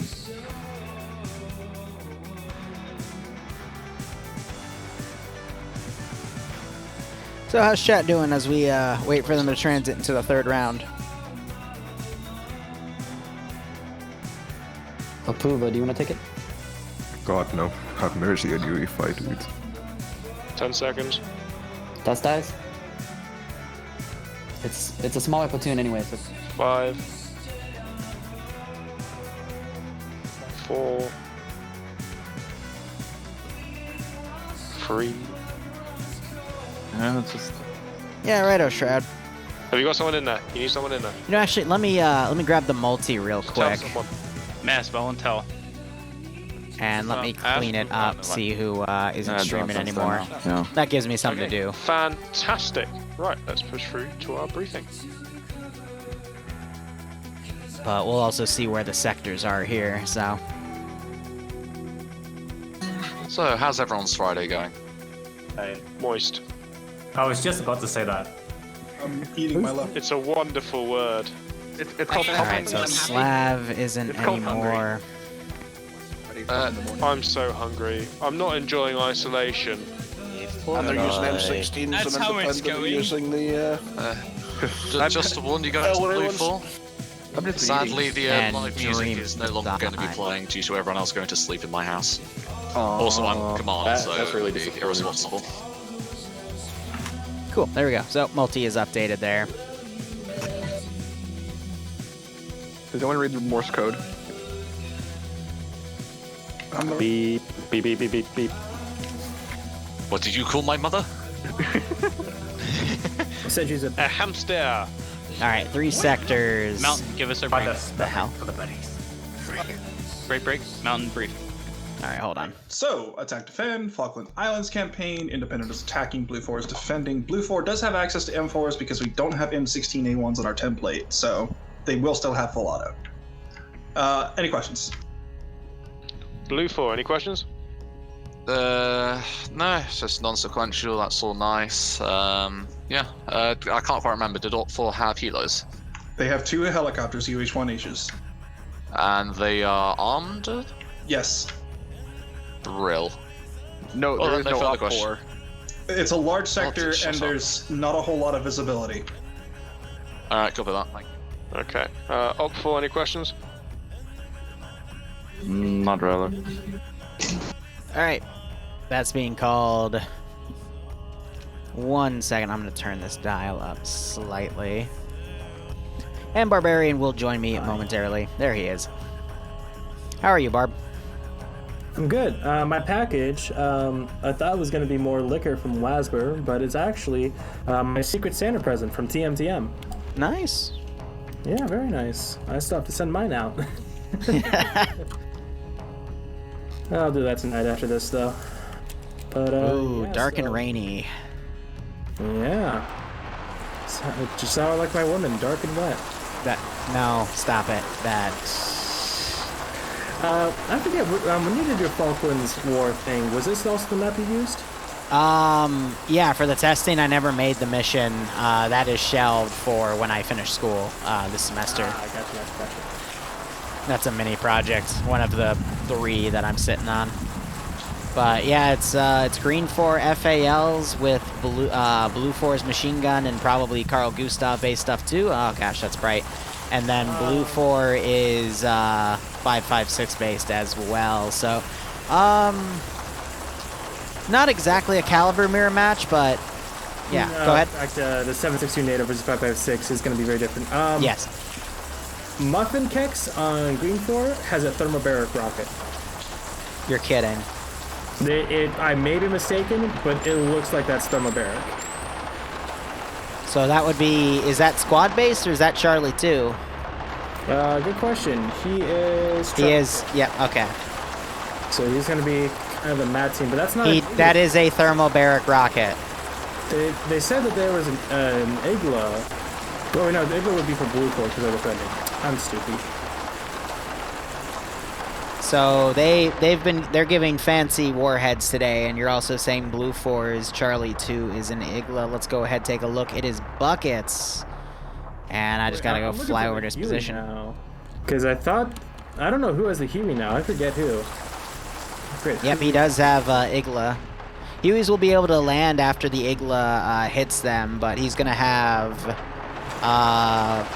4 missiles total because he also has an assistant with him. And the Hueys are within the compound themselves by the road in front of the 2 big warehouse buildings. Oh, I see. Yeah, I just didn't see him because of the darkness, I guess. Yep. Yeah. No, they blend in really well. And then otherwise, yeah, that's all that Green 4 has other than 8-man canvas Humvees for transport. And then Blue 4, they do have the 2 Hueys, and then they have the 2 M2, excuse me, Blue 4 has the 2 M2 cars and the 4 static M2s. What's the vanilla one because they have the shield, so interesting. Also, go ahead. This is United Serrani, but I'm not seeing... Yeah, so the outer bases are the ones that are destroyed, but the inner base here on Sector 1 actually isn't showing any damage, so it's interesting enough. These buildings seem to be intact. And it looks pretty much like the base we all know and hate. Mm-hmm. But, yeah, I was gonna say, I really like what Mountain did with, well, I'll say with the Green 4 kits. The Blue 4 kits are fucking cursed. Yep. They could have at least given them M1s or something, but the Green 4 kits are pretty nice, looking at least. It's interesting to see the M16s, but not M16A4s.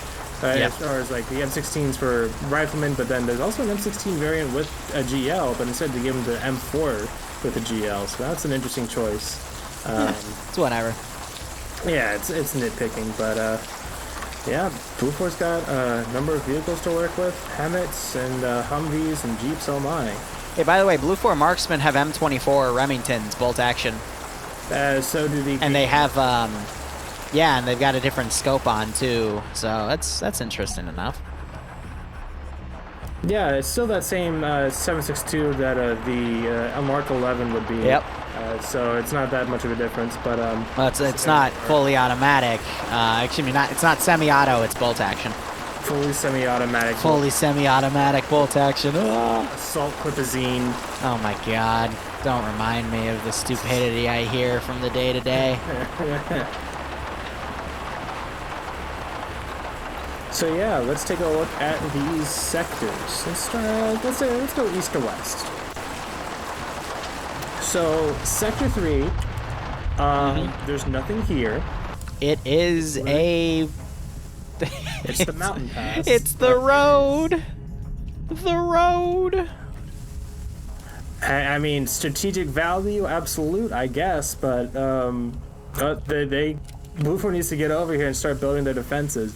Hide some dudes in a rock, wall it off, except for one entryway, and you're A-okay. But that's an interesting sector choice, to say the least. Like, these hills, these mountain ranges are so steep, they're not really going to be able to fire down on them much, but if you hold from down in the pass, you're kind of cluttered as well, but you can't really hold outside of the pass. That's a fucky position. I wouldn't be surprised if they just give that shit up once the... Especially only the thermobaric GL rounds really kill servers, not the rocket round, so it should be okay. A couple destroyed buildings because it's United Server. Yeah, both is good. But otherwise, kind of suburban area. You got some apartment houses, but the sector itself is, this western side. A few apartments, some regular housings, a corner store that's been burned out and go into, and the kind of barn compound on the west side as well. Not a terrible position to defend, I don't think, with a number of windows that can look out onto a multitude of approaches and hold some tight angles. It wouldn't be too bad.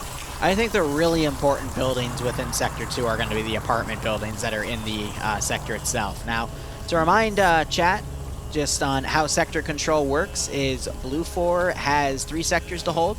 Independent has to capture those sectors. How they do that is as long as there's a Blue 4 guy in the sector will be held. That Blue 4 guy has to be alive and not unconscious. So once Blue 4 is either all unconscious or dead in the sector, then a single Green 4 guy can enter that zone and capture it.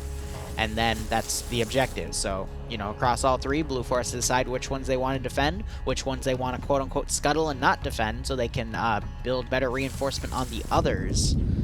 And we'll have to see. Tactic that Blue 4 Echo is pulling in Sector 2. They've driven the Hammett over there and dismounted it, and they're taking all of the wheels off. I guess to work it as a barricade and then deny the enemy transport? I think, so one of the big things that happens for attacking factions is they will attack a sector and then usually steal the vehicles that the defending sector used to get to that sector and then use it going forward. So Blue 4 is just trying to make sure that stuff isn't used against them, especially since the rounds are 50 minutes long. If it comes down to time, doing things like that to eat away at the clock for the attacking faction can make all the difference. Charlie 2 in the Jeep with the Igla are just mountain goating up this fucking mountain. That's a fucking 80-degree incline, bud. What the fuck how the fuck are you doing that? That's like it's the power of the Igla. That's like an 85 fucking degree incline. Jesus Christ, Jeep Wranglers. Holy shit. This stream spot brought to you by Jeep. Jeep Holiday Sale now active. Check your local Jeep dealer for listings. And for legal purposes, that was a joke.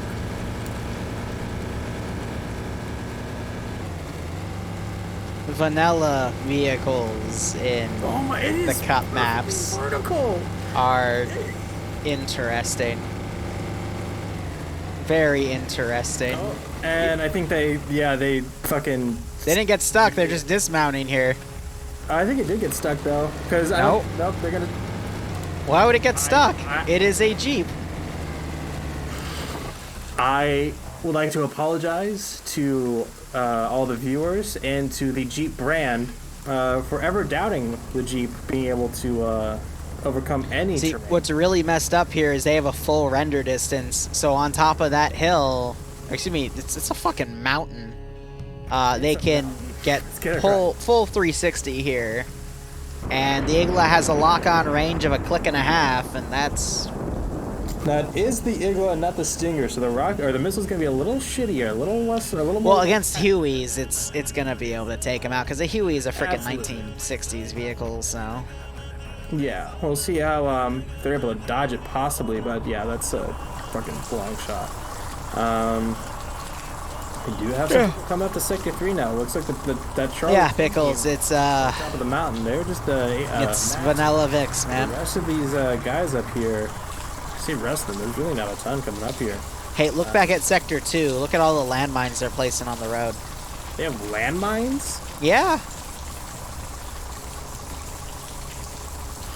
There's 5 down, right there. Fucking hate you, and I love that so much.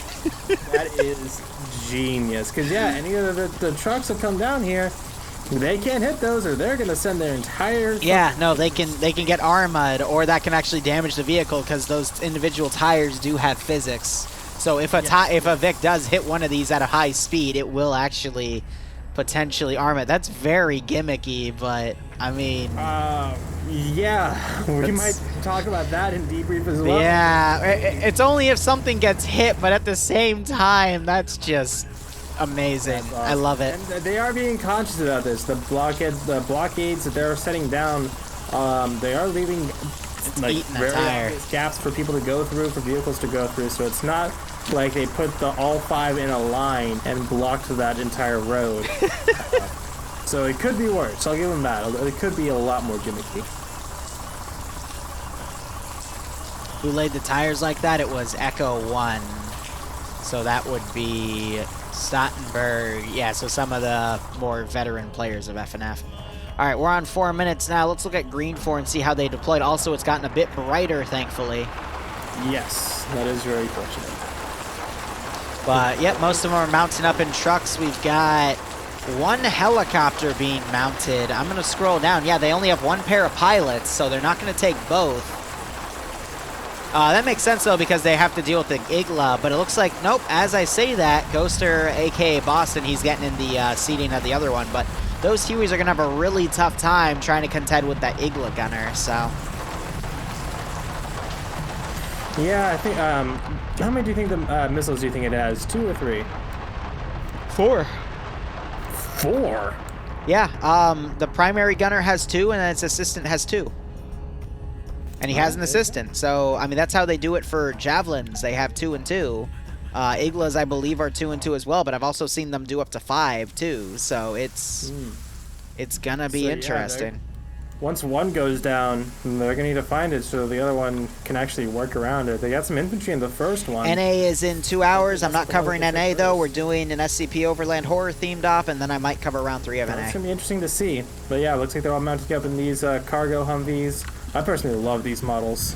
I think they look great for as far as this kind of mid-Cold War aesthetic. But they're gonna have some mobility. They're gonna, and because they're and this is the final round of EU. It's gonna be a bit harder for Blue 4 to fully stop any kind of rushing attack. Versus like if it was the big Hemets or something, then one truck, you take one truck out, it could mean a full squad. These are just a fire team at most. So another thing I want to point out, Green 4 is mounting one of their marksman teams in Severe's helicopter. I'm not sure if the other marksman team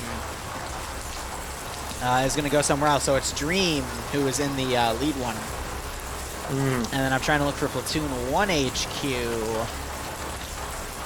Yeah, so it's Dreams in command in that helicopter, but I cannot find where... Okay, so it's Luso. He's in the Humvee with Moxibrin. Yes. And now you're starting to see some of those Vics go a little forward there, but we're still under safe start. So overall, Blue 4, it looks like they're going to scuttle Sector 1 with the exception of 1 medic. who it's Baspier just chilling back here, so he's going to hide in the corner to deny them from easily rush capping that AO, but the main fights are going to be Sector 2, and then a small fight at Sector 3 because they have a team on an Overwatch hill in a bunker, which is a little awkwardly placed. Honestly, it's pretty much useless. Yeah, yeah, that is definitely useless, but no one on that sector itself, so that one can also be rush grabbed. But we do have some mounted vehicles driving around here too. They might try to put some guys on Overwatch areas and then maybe one guy in the sector itself to try to hold it, similar to what they're doing with Sector 1. And then we have Mountain and Pads on their own here. One is a marksman, and the other one, I believe, is the other marksman. Okay. So they're just going to try to get Overwatch positions on Sector 2 itself. So Blue 4 doing an all right job spreading its units out. I just fear that they might be out of position if Green 4 decides to do a sweeping attack where they hit the sectors one at a time. But they'll probably do a pincer strategy instead. Yeah, I would say pincer strategy. Yes, I'm going to stream this late to the... Is that a lake even? No, that's a field. The blue box makes it look like a lake. In that case, well, I could see them going. You see east between markers 180 and 202. There's this kind of low ground that they could try and use to get on the southeast side of town and bust in through there. Kind of going around the main defenses that they have set up, but that would mean fighting through most of the town on foot. Otherwise, they could go around to the western approach, still kind of using that low ground, that terrain to get in close and quick. And from there, just dismounting. And yeah, before they've done what you were talking about with those apartment buildings, and they have garrisoned them and fortified them to high fucking hell. They've even put down a landmine at the entrance to one of them. Unless you said question marks earlier for that poll. What the hell? To counter, but they could just counter it by bringing the whole building down. So my eyes are on the Igla team right now. They're all looking around. One of them has... Oh, jeez. There's more people. His bino's looking down. They're looking at a friendly group there, but there's no way in hell that those are enemy because the round literally just started. So Igla now looking around. We do see a Huey in the distance to the southeast, but I'm not sure if anyone's going to spot him. But Blue 4, we see them looking around at this angle too. I think they're just checking all their angles now. But the thing with the rain, in addition to it providing visual noise, is also going to obscure the sound of that helicopter blade. Exactly, some noise. God, what's the word? Interference? Interference. There's a specific term for it too, but hold up. Blue 4 is going to get right eyes on one of the Hueys coming around. He's looking for it. He should be able to see it. He should have just seen it, but he didn't. Maybe he doesn't have his render distance that far up, because if you bring it down, it's really hard to see it. Oh yeah, but I mean that they shouldn't have it that far down. And that is. We'll see if he catches it again on the left. There it is, exposed again. Yep. Doesn't see it though. Igla now looking in this direction though, but nothing. Nope. That's a missed opportunity for the Igla to get a quick strike on the Huey. Is that the one with the infantry in it? It's one of the two, because the other one is coming around behind as well. So if they put a marksman team up on a mountaintop, they will be able to engage these far teams. Blue 4, they're being a bit too obvious with where they're overwatching with the Igla. Because when's the last time someone in FNF took a chopper and went down Center Street? Yeah, right. Especially with an Igla considered. Usually, 4 out of 5 times they go on the edge of the map like this and then land somewhere. But who is this up here? It's Vargrant. Yeah, his render distance must not be turned up because this is the second chopper, which has been right in front of his viewport, and he hasn't seen shit. And the first one is now landing on the beach, just like it's Nam. He was landing on the beach, dismounting its people, and he's second now. And so they're going to be able to... it's going to be a long walk. If they still had enhanced movement, they'd be able to just... shuffle up this hill real quick, but... Bucket's coming back. He's looking. He might be able to see him if he looks down there, but he's just checking that corner just in case. He's going to maybe catch this other Huey. No, he goes right just as the Huey's pulling up. Oh, Lord. But this other group now on the mountain, this Alpha and what are the odds? team, They might hear it. No, with that rain, it's really hard to. If you get down low to the ground, it's just a downpour. Honestly, what Buckets needed to have done here is hit the V key and try to climb up on one of these ridges and just look around. Because he's got another Huey in front of him. Cap Sector 1, because the only one that's back there is Basebeard. Yep. Well, they don't know that, though. Yeah, he's just hiding in a bush, just, like, chilling. All right, Buckets has eyes on this Huey, but he's not reacting to it. So I don't think his render distance is turned up all the way. Yep, he's pulling back. And Alpha 44 is, they're actually passing over more towards Sector 2. So they're going to let off this group. Is there even anyone in here? It's weird there's Alpha 44 as well, but no, it looks like it's... There's no one in that Huey. They're just trying to do a faux landing. It's just Ghoster and Wuna, so... Green 4's doing an all eggs in one basket strategy, by the way. They have all dismounted in the same place. They are probably going to pincer maneuver off to Sector 1 and Sector 2, or they're actually going to all go in, but Blue 4, they have so much investment on Sector 3. That's kind of funny, but that marksman might be able to do some serious work that was deployed for Green 4 if they can find a proper angle. Yeah, and now we're seeing a lot of them proceed on foot. And it looks like, yeah, they're going to do that southwest to western approach for Sector 2. Yeah, the group that got dropped off by the Huey and Severe's Huey, Twicking, SLG, and Shadowlock, they're making their way up. That is Green 4 ground command too, by the way, so... Oh, really? Yeah, it's going to be a good 10-15 minutes before they even get to the top of this hill, I think. We're going to be here for a few minutes. They can back-cap this. They do have a couple people hanging on the circle, which is good. That's all they need. They just need one person, similar to how they're doing it with Bassbeard. He's just hiding in a bush. He's nothing obtuse or anything. He doesn't need to be. He just needs to be in the circle. Otherwise, yeah, we're just going to have to wait for Green 4 to make their way over. I'm surprised they dismounted this far away. Maybe they expected Tandag to be garrisoned by a forward expeditionary force or something.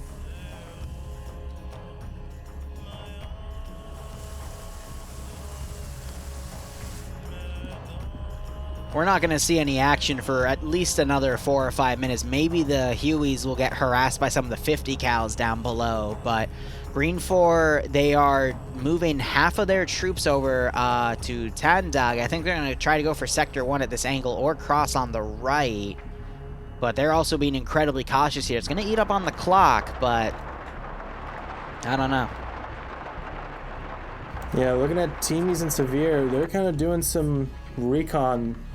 And then Teenies isn't seeing much over by Sector 1, so they may, like you said, go for that. From their position, they could go for either Sector 1 or Sector 2 pretty easily.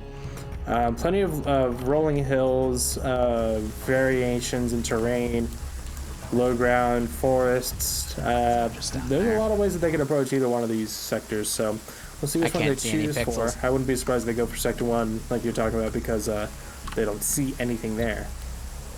But then again, if they don't see anything there, then they must be missing something. Oh, come on.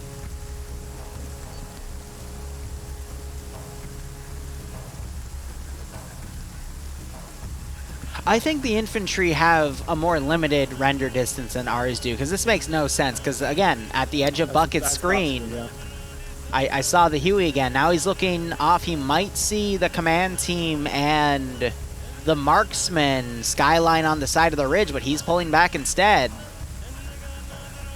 If they had a limited render distance, then in all honesty, they shouldn't have been up on a hill. They should have been mobile in that Jeep and then had a few sentries on these hilltops try to find where these Hueys were going to go. So I love how that Green 4 group is their mountain goating, zigzagging up the hill to keep up their speed. It's a common tactic, but they're almost up there. Oh yeah. I would have expected them to go up the road, but no, this is going to be a lot quicker for them. They'll be in position fairly soon. We'll see if they're able to spot some of these Hearing a barrage of gunshots going on that Huey. Sounds like that's from... Yeah, I'm hearing an M2 and a lot of small... Yep, Buckets, I think, is trying to line up a shot with his Igla. No, he can't find it. Yeah, I'm with you. I think there's a limited render distance for the infantry. Mm-hmm. See, but if that's the case, why go up there then? You know, like it's a really good spot, but you have to have a big render distance because it's still technically out of the way. Because Green 4 would just go off the edges of the map instead with the Hueys. It doesn't make sense when you think about it like that. Who knows? We've seen stranger things. Looks like the other Huey just flying over Sector 1, trying to get a closer look, baiting out any kind of contact, but there's not going to be any, at least not from Sector 1.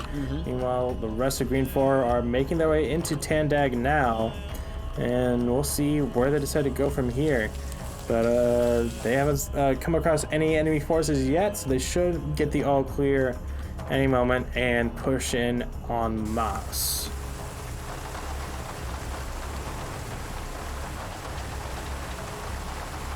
Yeah, Blue 4 has all their static. There's 2 statics deployed on the northwestern ridge of Sector 3. I'm trying to find where those other statics are deployed, but they're definitely trying to lawn haul this one specific sector. I'll be curious to see what Green 4's marksman is able to do to pick things off. And Green 4, yep, they've actually spotted Blue 4 command, and you got the marksman looking up on that hill. So we'll see if they decide to make a few shots here, but I think they're going to just wait it out and get their recon data. And now we've got a Huey right in the open. This is a perfect shot for the Igla.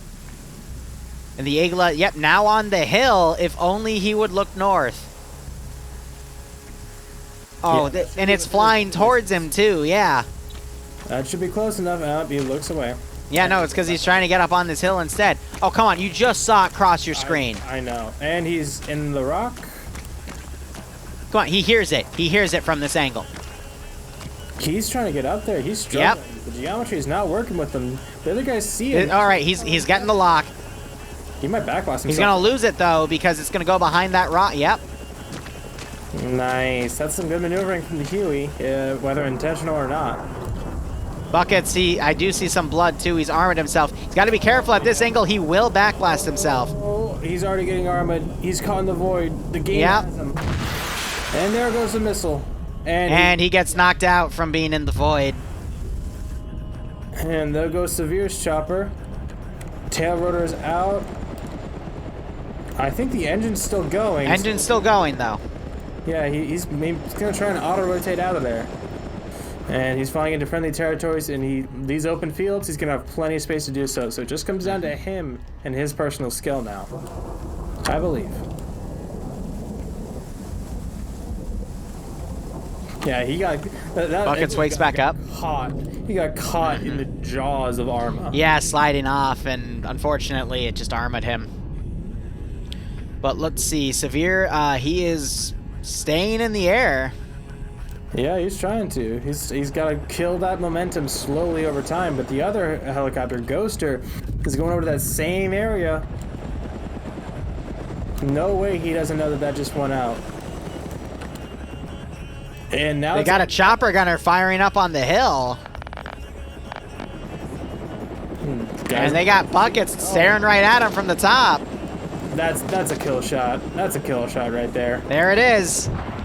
Miss! Oh, magic missile! What the f— That's a triple magic missile!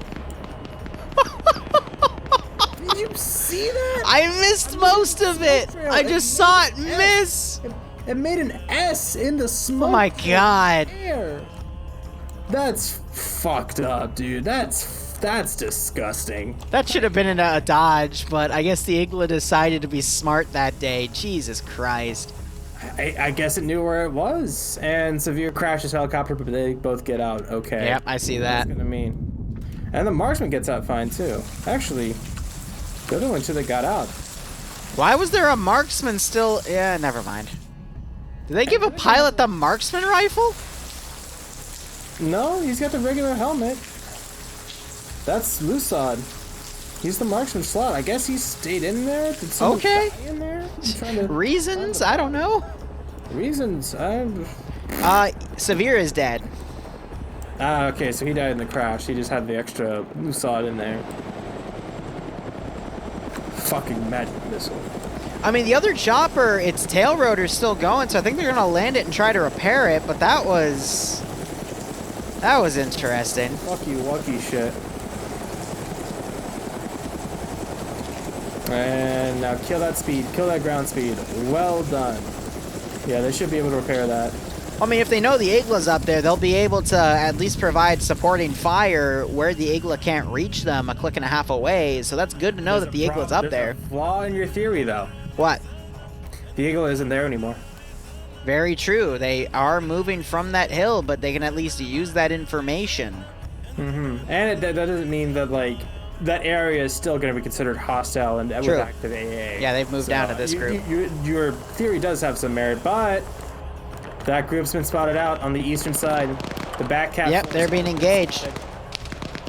By the command team, looks like. Either Commander Bravo Yep. but... So you have one guy staying back behind a tree. Who was that?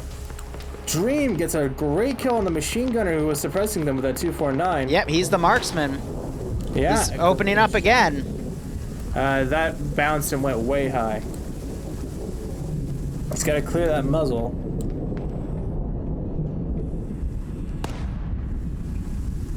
I'm waiting for another shot. Plenty of reports going out, so he should be able to hone in on this defending Blue 4 force up here. I think he wounded another guy, though, because I saw Danzer bandaging. Possibly.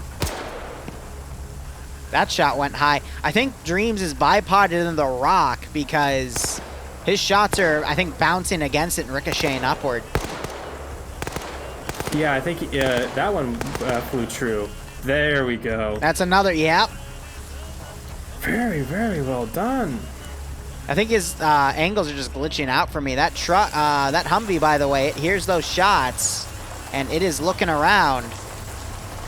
I'm getting a news broadcast from our field reporter Nimia, saying that the Green 4. Sorry, actually, where is Scandi? Scandi is Blue 4, isn't there? Aren't they? Try to find them. Yes. Look on the roster. Blue 4. Yeah, Delta 1. Yes.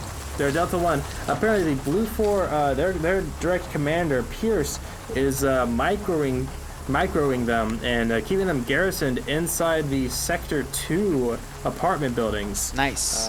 Not playing to their strength. It seems like they're getting a little frustrated with it. Yeah, Scandi is definitely more so a rogue element team where they will go behind enemy lines, and they're best left autonomous because otherwise they get very unruly when they're microed like that. But they will still play that role, depending on what the command tells them to do. But, you know, I mean, we saw Yanni and Neander in the other round literally wreck 6 dudes by, like, counter-charging them, so... Right. Meanwhile, east of the mountain pass, a Humvee with an M2 came over there. Wasn't spotted by either of the Green 4 people over here, or any of them, rather, because there's 3. If that had been the case, they could have popped that gunner and gotten a free Humvee, I think. But Yep, I'm going to start looking at Sector 2's fight, because they have started engaging each other here. Yep. And we're actually having a force split happening here. We also have a group going to Sector 1. Yep. So whatever Green 4 element doesn't die here at Sector 2 is going to be reinforced pretty quickly, I think. So Muffin Kex with the thermobaric rocket is actually right here. I'll be curious to see if he uses that. But Blue 4, they've made a pretty nice defensive area here by the farthest apartment complex within the sector. That's interesting to note. I'm waiting to see that thermobaric that's bright. Come in and take out all its Scandi. Take out a building or something, yeah. Yeah, exactly. Collapse the whole thing, especially if they go for the one that's the most fortified, and obviously has the most people in it, that's probably going to be the most effective. Because those fortifications have no bearing on the actual structural integrity of the building. It would be nice if it did, though. Some smoke showing out from the... I don't think thermobaric will actually blow up the building. We're having Alpha now for Green 4 come around the western approach while everyone's looking south and opening up as well as they want to. They're going to be very blind to this hook attack coming in. But if Blue 4 is able to see him coming in, they're going to get a lot of kills here. And I might have actually just seen one guy. Yeah, we do have one guy looking around. That's Navy. predicting this flank, but I think it's just because he hears the chopper instead and he's going to go for it. But big amount of green 4 guys coming in here. We also have blue 4 Mountain and the other marksman trying to get on the rear of the southern attack force and potentially shoot them in the back with their marksman rifles. And Alpha Green 4, they are now inside the sector. Real quick. We've got some people down. The marksman and the Green 4 ground command team are harassing some dudes that are attacking the third sector. And yeah, Bassbeard, I thought he was in that sector to prevent it from being captured, but I guess not. Yeah, he might have been just on the edge of it, but yeah, he's hiding in an ammo bunker. So they're gonna think this area is clear, which so I mean they're just gonna mobilize and go into sector 2. But what Blue 4 is trying to do there is, since you can keep one guy in that sector and it won't get captured, I don't know why it got captured then. That was to stall Green 4 from taking that sector. But now Green 4 is just gonna reposition its units and completely encircle sector 2. And now it might actually come down to a defense of the mountain pass, which is not what I was expecting going into this. Yeah, by the way, one of the 2 marksmen for Blue 4 is dead. Yeah, there's a rear force. Yep, he was caught in the open right next to some of these guys on the rear tree line on the southern side. And we're also seeing Blue 4 firing at their other marksman, not doing him any favors today. Oh, no. Green 4 Alpha, they push in now. They've taken a couple kills and I think some casualties. Grenades going into that building as well. Just saw a guy get knocked out. And we saw how grenades have worked tonight so far. We'll see what happens. Could be something really fucky-wucky. 2 grenades fail to go over the Hesco barrier. Quake King, who is Green 4's 2IC, has also been taken out, harassing Sector 3. And that Huey is also trying to provide some chopper gun runs here. Explosive charge is going off on the eastern flank by the church, trying to catch some dudes out of position, but it was a misplay. Absolutely no one is near. If they had gone that route that I was expecting, that would have been perfect, but not this time, unfortunately. And then we got a team of dudes, 3 Blue 4 guys from Charlie 1 coming in, with T5 Bay being the 240 gunner. And now we're seeing Green 4 get up here. SCRP Daniel, he is a combat engineer. He could place a tactical charge down and take down one of these buildings. He could, yep. Potato. There's another one, so they could take out 2 of these 3 buildings potentially. All 3 of these buildings are in the sector, and they are the ones that are being garrisoned by Blue 4. We still have 1 Blue 4 guy still out and about. That would be Eander with an AT stick, but I don't know. Green 4 has a lot of guys coming in here. Blue 4 needs to shift to defending these buildings themselves. Otherwise, they're going to quickly get overwhelmed.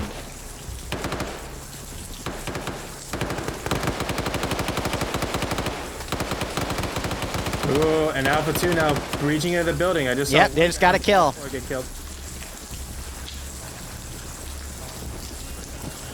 And they're just gonna start hard clearing. Scandi Recon's getting pushed up on in the stairwell. I think someone heard it.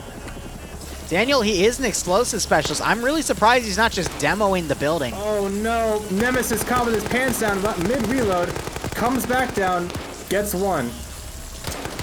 And now the jig is up as far as this central building.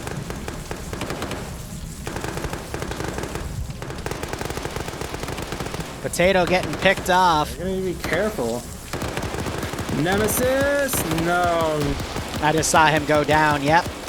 And I think that's a death, yep. Again, I'm really surprised Green 4 isn't just demoing these buildings. Andy, they're ignorant. They're not being aware of their surroundings. Yeah, that 240 is really loud. And that's going to be a tap to the back of the head. And yeah, that's Map Nora for TSB coming in and that's 10 shots to the back. TSB catching some Scandi Recon guys off guard. The Civil War continues. Yep. See, what's also important here, I'm sorry to cut you off, the Green 4 guys, I mean, all that force that went to Sector 1 now is either going to come and join the attack on Sector 2 or just push forward and go to Sector 3 where Blue 4 has made most of their trap.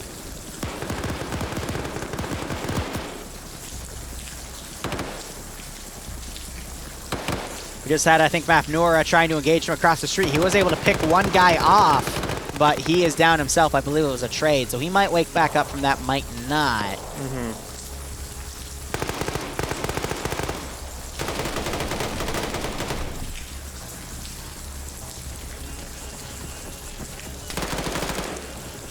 Yeah, it really is at this point going to come down to that mountain pass defense. Yeah. Are those 3 guys still alive back there? Yeah, all 3 of them are alive. Actually. We have people on the top story of the leftmost building trying to fire down the stairwell to kill people, and so far it's been working pretty well. Again, really surprised Green 4 hasn't been doing any demo, because that would have been perfect for this. Tweaking got killed on the side of the mountain, over on the eastern side of the mountain pass. We still have SL Dream, the Marksman, and Shadowlock the Medic coming across here. Going up to that. We got Scandy Recon engaging guys that are coming up from the north, engaging Command himself. Mass being forced to go prone here, as he realizes he just let a lot of dudes up into a machine gun's nest, and they are taking casualties. Yeah, he's popping smoke, trying to mitigate that, but I don't know if that smoke's going to blossom enough. Blue 4's catching a lucky break here. They're at least going to be able to take out a few additional guys before they go down themselves on this sector, and that's also going to stall for time. Meanwhile, we're at the 40-minute mark, which means we still have 25 minutes remaining for this round.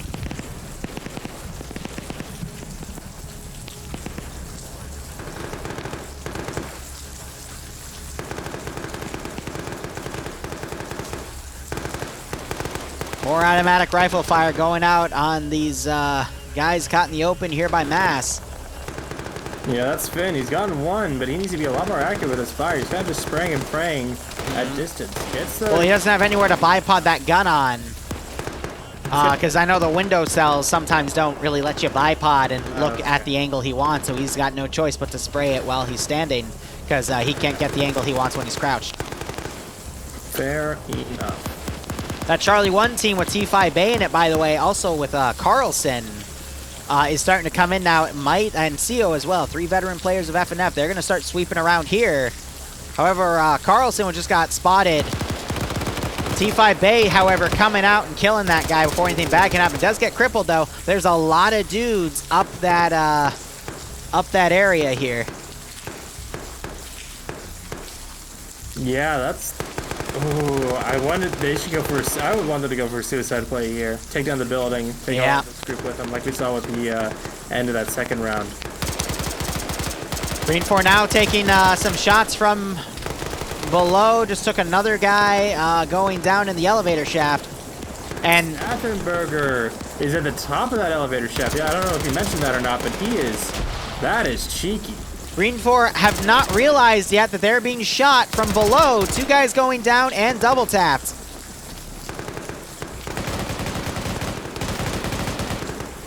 This close quarters is where the automatic rifles are going to really come into their own against these fouls. And Carlson on 3 kills. Someone running downstairs, wondering what's going on. Doesn't realize that, still doesn't realize they're being shot from below.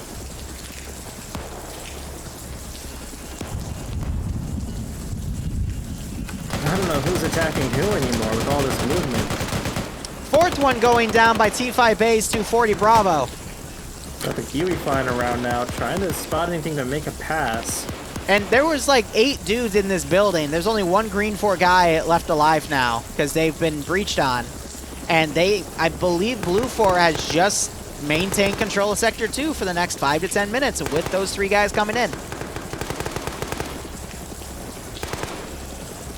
Last Green 4 guy in this area is trying to medic up a friendly. It's Lolo. And he might have Blue 4 come in on him. No, it's CO. He's now watching the doorway for any more Green 4 that are coming up because we do have additional Green 4 guys coming in. Well, yeah, because Green 4 are unable to clear this either of these 2 remaining apartment buildings, they are forced to now send the remaining forces they have into this AO to try to take it before they move on to the 3rd sector, and that's going to eat up on the clock, and that's exactly what Blue 4 wants. Yeah, we're getting pretty shaved down on time here. Sector 2 is going to fall any minute now, I believe. No, it's still going to take another 5 to 10 minutes. Well, If this D1 team up here on the top don't watch the stairwell. Major Khan getting picked off. Firing out to the east. Finn on 3 kills. We still have Lolo, a Green 4 guy, alive in the westernmost apartment complex, but yeah, this is just a major misplay. Green 4 should have just demoed these and moved on. They had the resources to do it. Instead, they went for a costly fight like this instead. Now more Green 4 guys getting sent in, and they're immediately getting shot dead. Lolo getting the jump on one of these guys. I don't know who it was. Let me quickly check the roster here. Who is with T5A? It was CO. What? Oh, one of the pilots gets out and gets his brains taken out of his face. Oh, they landed, yep, and the M2 Humvee pushed up and completely annihilated him, but... Yeah, mopped up any survivors. Table's kind of turning on Blue 4 here. Again, one decision has, in my opinion, completely turned it. Flying Finn getting a 4th kill on a guy behind a truck. And we also have... Once, and this is what Green 4 needs to not let happen. They need to take down this building. It's been enough of a fucking meat grinder. That was Yander harassing the rear.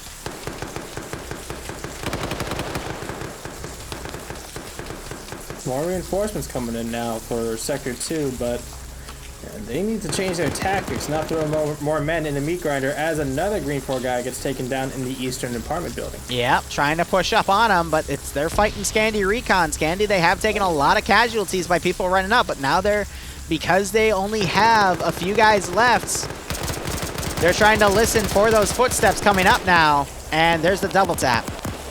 Yep. More Green 4 attackers as they're coming up to this western apartment building being... T5A trying to hold this entrance. Putting their heads out the window. So they're stemming the tide of people getting into the building in the first place. Which again is just chewing up more time and chewing up more men. I want to say Blue 4 now has more people than Green 4. Yeah, no, I would agree with that statement. Now I have Shadow Locks coming around the side of Sector 3. T5A coming around! Double tap 2 guys, but unfortunately isn't able to get the drop on Skip. Skip turns around and just 2 taps him and they trade. So, oh, that was unfortunate. I missed that. More Green 4 guys trying to breach up the eastern building. If Blue 4 was smart, they would actually send a little bit of QRF to assist, but they have no idea just how bad the situation is at Sector 2. And honestly, I don't see Green 4 winning this one at this point. There's going to be the 15-minute warning called in less than 3.5 minutes. They could all mount up in one of the 2 Blue 4 trucks that are still here, but the sheer amount of weaponry and statics still at the ridge, I mean, unless they rush it, which they might be forced to, they could still technically take it, as Blue 4 has all their units deployed around the ridge, not necessarily at it. But it's going to be up to Dream and Shadowlock to get some additional kills here. And I think I just watched Blue 4 get another kill. Yep. Oh. And there's an explosive trap given. That's exactly what they needed to do earlier. Right. But they're alive, and they can just get into another one.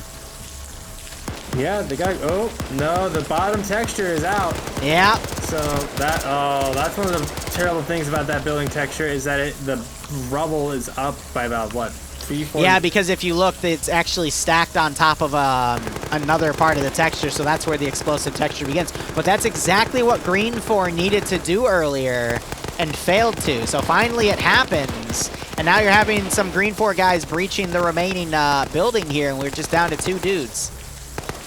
Yeah, and both of Scandi wake back up. I think that was, no, if that was Flying. Yep, they weren't double tapped, so they're just trying to get into this next building. I don't know where Eander is, but we have Dingo coming in. I guess Eander was taken out. Again. He's a mystery. He's a phantom. But yeah, Green 4 needs to demo this other building and move on, because if they let Finn and Yanni, both Finns, excuse me, get into that building, they're just going to rinse and repeat. Oh, what the? No, that was a friendlies. Yeah, Bassbeard's still holding this elevator shaft. He's going to be the last one to be killed. Platoon 1 HQ up on the top floor, just kind of holding that stairwell. Dingo marked where his radio was on the map, by the way. That's funny. And he put it in Has to be global then for us to see it. Yeah, because we can't access global channels. So yeah, pretty sure. But did he actually put a radio right there? I don't see one. No, I think that's a misnomer. That's a false flag. Just fucking with him. Look at this. We got 4 guys lined up on this building. Finn decides not to go in and breach, but he must hear them. Smoke actually perfectly covering him. More grenades going off as Green 4 is again breaching this building. Yeah, and I think they need to just keep holding this and holding it and holding it. Hold whatever angles they can, whatever routes they can. Stall for time. Stall for time, stall for kills. Because while this sector is still active, all these Green 4 guys are going to be bogged down. I'm going to be very surprised if they just decide to withdraw before the sector is captured. So by the way, the medic, company medic was taken out. We got the M2 Vicks driving around. They're trying to find Dreams, but he's still going to try to pick people off. Green 4 is completely confused on the western building. They keep breaching into each other, throwing grenades on top of each other's positions. It's a mess. It's chaos. I mean, yeah. It's what Blue 4 needs right now. We do have 2 people in that western building with machine guns. Yep, so Staten Bay and someone else. Yeah, if they make this push, there's 15 minutes. 15 minutes. Platoon 2 HQ running right up, seeing both Blue 4 guys, double tapping one of them. One of them's able to turn around, get one more kill before Jonathan takes them both out. Oh, that sucks. Jonathan, I think, gonna go for the double tap. Yep, and there go the Finns. Now it is up to the 2 guys in this remaining building, Staten Bay and Pierce, to hold this building. Green 4 at this point just needs to do an explosive charge. Pretty much, and there's that 240. Somehow, Pierce doesn't take him out immediately. And now comes the 249. Yeah. That elevator shaft play, Jesus Christ. It's hilarious too, because if you go up to his position, you can't see anything. He has to poke his head down through it in order to look through the texture. Yeah, because it's a solid texture, man. It's an old-ass Arma 2 building. I think it's Arma 1, actually. He's getting engaged from across the street, though, and he is picked off. And there we go. Independent has captured that sector, but they are down to 4, 5, 6, 7, 8, 9, 10, 11, 12, 13, 14, 15, 16 dudes here. No way. No way. Blue 4, I mean, if I could see Green 4 rushing into that sector and still capturing it. Because Blue 4 is really spread out. They've got multiple explosive guys down, potentially with traps on the road. Yep, I am seeing satchels on the road as well to stop any rushes. It's gonna be tough. I really don't know what else to say. And then we've got Dreams. He is trying to pick off the gunners on the M2 trucks. And he actually, I'm not sure if he got him or if he's turned in. I think the gunner there is turned in. So he's just harassing those 2 M2 trucks so they can't be used against him. But Green 4 now needs to kick it into high gear. They just picked off Dingo, who was coming into this AO. But yeah, Green 4 needs to mount up in a Vic and just start driving because clock is against him at this point. Yeah, and they can. The Hammett on the intersection has all of its wheels. I think they should still have some vehicles scattered about. It's going to take them a while to put all the wheels back on the other one, but they need to just get in something and get moving. I think that Hammett should actually carry all of them. There are 2 Hemmets they can take, so yeah, then that's more than enough space. But the question is, how do they attack this now?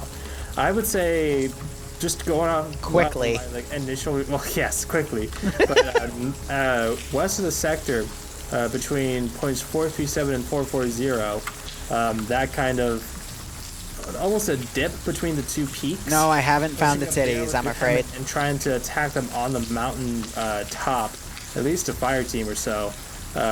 Wouldn't be too bad of an attack, but I mean it's hard to attack and it's hard to defend, especially now that Blue 4 has so many people here. If they have fewer people here, this wouldn't be as much of a bitch to clear, you know what I mean?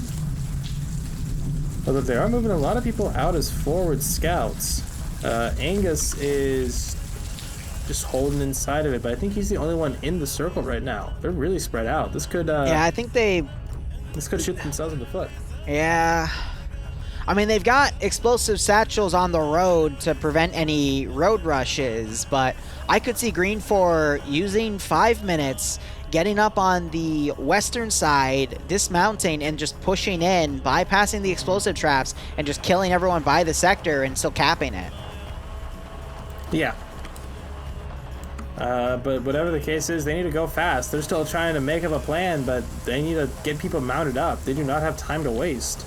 Yeah, I mean, we got Platoon 2 HQ up here, Dusty, with 2 HMGs. Honestly, he needs to be camping by one of these HMGs. I think Blue 4 thinks there's another Green 4 force that's going to come. I don't think they've noticed that Green 4 has gone all eggs in one basket on Sector 2. And they are still trying to see where Green 4 is going to send some sort of strike team. But at this point, with 10 minutes remaining on the map, they need to realize that Green 4 has gone all in on that spot. And Dusty needs to get in one of these HMG turrets and be ready for a rush. Because if he can... Yep. Sector 1 was taken while Sector 2 was under siege, so that might be still fresh in the mind of the command team and Platoon 2 HQ, who are both still But up. I feel like if that was the case, Dusty wouldn't be looking towards the south. He'd be looking to the west, or he would have gone more west to try to find that group. Because, if anything, that team just came around and reinforced Sector 2. They're going to go on foot. Oh, no. You have the Hemmets right there. They don't want to risk it. I get that, but at the same time, this is going to cost them half of their time in transit.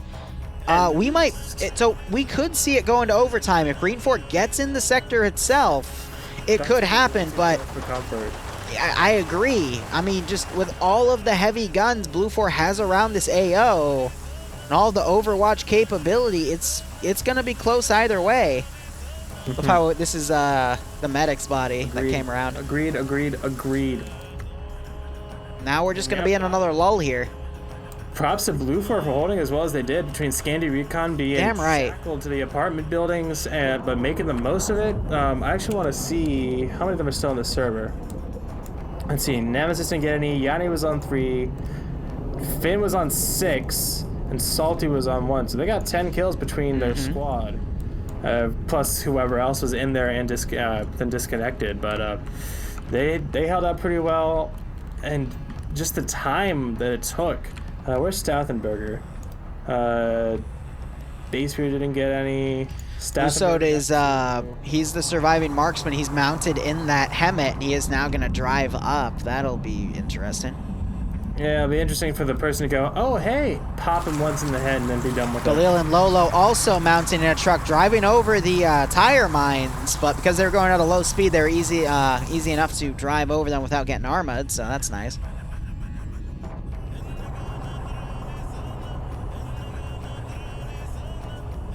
And here comes Usad, right up to Alpha Blue 4, and that is the vanilla unarmed Hemmet, or unarmored rather, I should say. So there's a guy right here. They're just staring at him. He gets out and starts firing immediately. Gets his handgun out because he only had 3 bullets in the magazine for the rifle. You fucking felon. That's why you check your mag count before you go on a suicide charge and waste the asset. It while you're in transit, you can reload it immediately while you're in the driver's seat if you open up your inventory and just drag the magazine into your gun. But that happened. That certainly happened. We caught it live here on Friday Night Fights. Friday Night Fights! Where the stupid always happens. Where the stupid shit wins. Has the stupid. Anyway, Dreams, he's trying to climb up the side of this ridgeline, get some high ground here. Potentially... Every time. Oh my god. Sorry. Might be able to catch these guys on the eastern hill here and pick them off in the back of the head. We'll see what he's able to do. Lucid getting thrown away like that wasn't the best thing. We have another car of Platoon 1 HQ. That's Lolo and I believe Galil. He was good. He was discarded like a condom at the end of a Oh my god, stop it. And then we have the M2 Humvee driving over to Sector 2 to try to catch Green 4 units out of position or at least get some scouting data, but Green 4 has already begun moving and I doubt that Humvee is going to catch anyone. So that Humvee was the defensive Humvee watching the choke point. Nope, that one I'm just talking about, that one's pulled up on the choke point itself, so. Oh my god, Walker and the M2 Humvee. Oh, that is some grade A luck. He's gonna roll up right on the back of them. Then he's gonna be vulnerable because he doesn't have any armor in that turret. He's gonna catch those two guys right out in the open. Starts engaging, but he ran out of ammo for it, and he tries to run Ash over. Oh my God! Look, he turns out again. Immediately blows the dude away and immediately gets picked off by Jonathan. Oh, what was that? Oh, he's just down, but... well, I guess the stupid is on both sides tonight, Liru. I mean, a 1-to-1 trade. Blue 4 can get away with 1-to-1 trades right now. Walker actually woke back up, so that's a 0-for-1 trade. Yep, alright, I mean, free kill. That's what they want. Now we got Galil and Lolo driving around. I guess. Alpha 2 doesn't... You know, one of them does hear it because the engine's being drowned out by the other Vic. They could start getting engaged any moment now, though. Yeah. And now that they've been spotted out, and they should be called up a little bit, we haven't seen a few guys entrenched. Yeah, all of Alpha should still be on net here. Yeah, if they had taken the Hemet... They start getting shot at immediately. About 5 minutes or so remaining, so they've got a little bit of time left to work. Oh, that guy in the back of the Hemet's dead, yep. Oh, yeah, no, all these guys are dead. I guess they didn't hear the gunshots from before. He actually lives, the guy in the back of the Hemet. Wow, that's Galil and Lolo. Are they gonna just dismount on the northern side of the sector here? I mean, where would you dismount? On the northern side of the sector. There you go. I was gonna say everything God. you say is wrong unless you say northern sector, and yeah, you said it. And we got Green 4 getting right on top of this area here. Not sure if this 1AT guy spotted them. He had to have because he's hiding in the bush. And now you got the 50 cal Vic that's pushed up. It's firing. I think it was firing at a Blue 4 guy. Just confused. I think so too. I mean, to be fair, the camera was pretty similar. A Tiger Shred was like an M81 style of pattern, but now it's pulling up on where this Hemet is. Dream's on the top of that hill. And these guys should be able to... Oh, man. Blue 4 and Green 4 literally right on top of each other. Green 4 not realizing they got Blue 4 dudes right next to him. That was awesome. The Humvee was firing at Galil, and then Lolo Pop came out and popped the gunner in the head when he was looking the other way. Yeah, but now Lolo is dead because someone hiding, Arcor hiding in there. Wow. If they take Arcor out and Purdy, Buckets goes down as well. Angus is coming down. He's also in the circle now, but he's going up towards Galil's position, so Galil might be able to do that. He's got the... A 50 cal just, Fox just completely tore apart his own M2 Humvee. He's at -1 kills now. Good job, Farks. It's going out as 2. We also have, who's this over here? Dude, if they kill Buckets, it's GG. Ash is over here now. He might be able to pop that. Wait, no, they got Angus in the corner. Never mind. Yeah, they got Angus. Buckets. Stark is pretty close to circle, and Arcor's a little outside of it now, actually. Vagrant gets inside of it now, too, but it's SL Dream now with an MG. He's got a 249 now, and he's on 5 kills. He needs to be careful not to be eaten by the rocks, though. And you got Stark coming around as well. SL Dream, yep, he makes his way out. Oh, he's about to get killed, number 6 here. Well, if he can hit his shots. Barnum getting shot from his rear, turns around, gets shot in the head. Nice. That's number 6. But now he's getting shot at by his own buddy. Boo gets double tapped by... But then Blue 4 saves him. Buckets, good job. Saves SL Dream, and the Hardcore checked under the truck, by the way. Galil is down. We have 3 independent dudes. And Blue 4 is now starting to pull guys into the sector itself. Oh my god. Yeah, they need to, if they can just keep people inside the circle at all costs now, then they're good. He was out of ammo. As Green 4 is going to be in the sector, I think that overtime's going to be working here. You just bleed out? It's going to... No, we got in the Vic, that's why. Out the sector itself, but that shouldn't be a problem with their numbers advantage. Shots going out onto, I think that's Andreas. Yep, Andreas was shooting at someone. Yep, and Callie's getting shot at by, I think that's Buckets. No, it's Angus now, actually. This is a pretty fucky-wucky situation. So regardless of this, though, we got green 4 dudes in here. It will go to overtime. Dreams is crawling down with that 249. I think he's going to try to kill... is this Arcor over here? No, it's Angus. Green 4, both of the 2 additional guys just died. It is now up to Dreams to pull an Audrey Hotto. Will Dreams sense out Angus here, or will Angus hear him coming? Yep. Those are the shots that he's getting engaged from his rear. And Angus might be drawn to that fire. Hello. Angus gets killed, actually. 7 kills for Dreams. And now Dreams is forced to stay in the sector as we're in the last minute. If he leaves the sector, overtime will not continue, and it will be a blue 4 victory, but he has a lot of dudes to kill. So quickly giving a second to Medic. Right now, I think Arcor and Buckets are going to be his 2 main concerns right now. The rest of the people are coming in from the south now and bunching up, which is the best thing to do. If one person goes down, then the others can return fire. And this Humvee now... Okay, I thought they were going to open up. Yeah, right, Dingo. But not the case this time. Yep, Bucket's coming up. And he's going to come around this corner. This very sharp hill. I mean, we're going to even see if they call the overtime. I would hate if they didn't call it Buckets. Oh, Buckets. Wait. Wait. Oh, no, it's GG. Last second, he's waiting for it. Oh. Well done, Buckets. Well done. Oh, my God. Well. Literally waited for the last second. He's like, oh, okay. GG.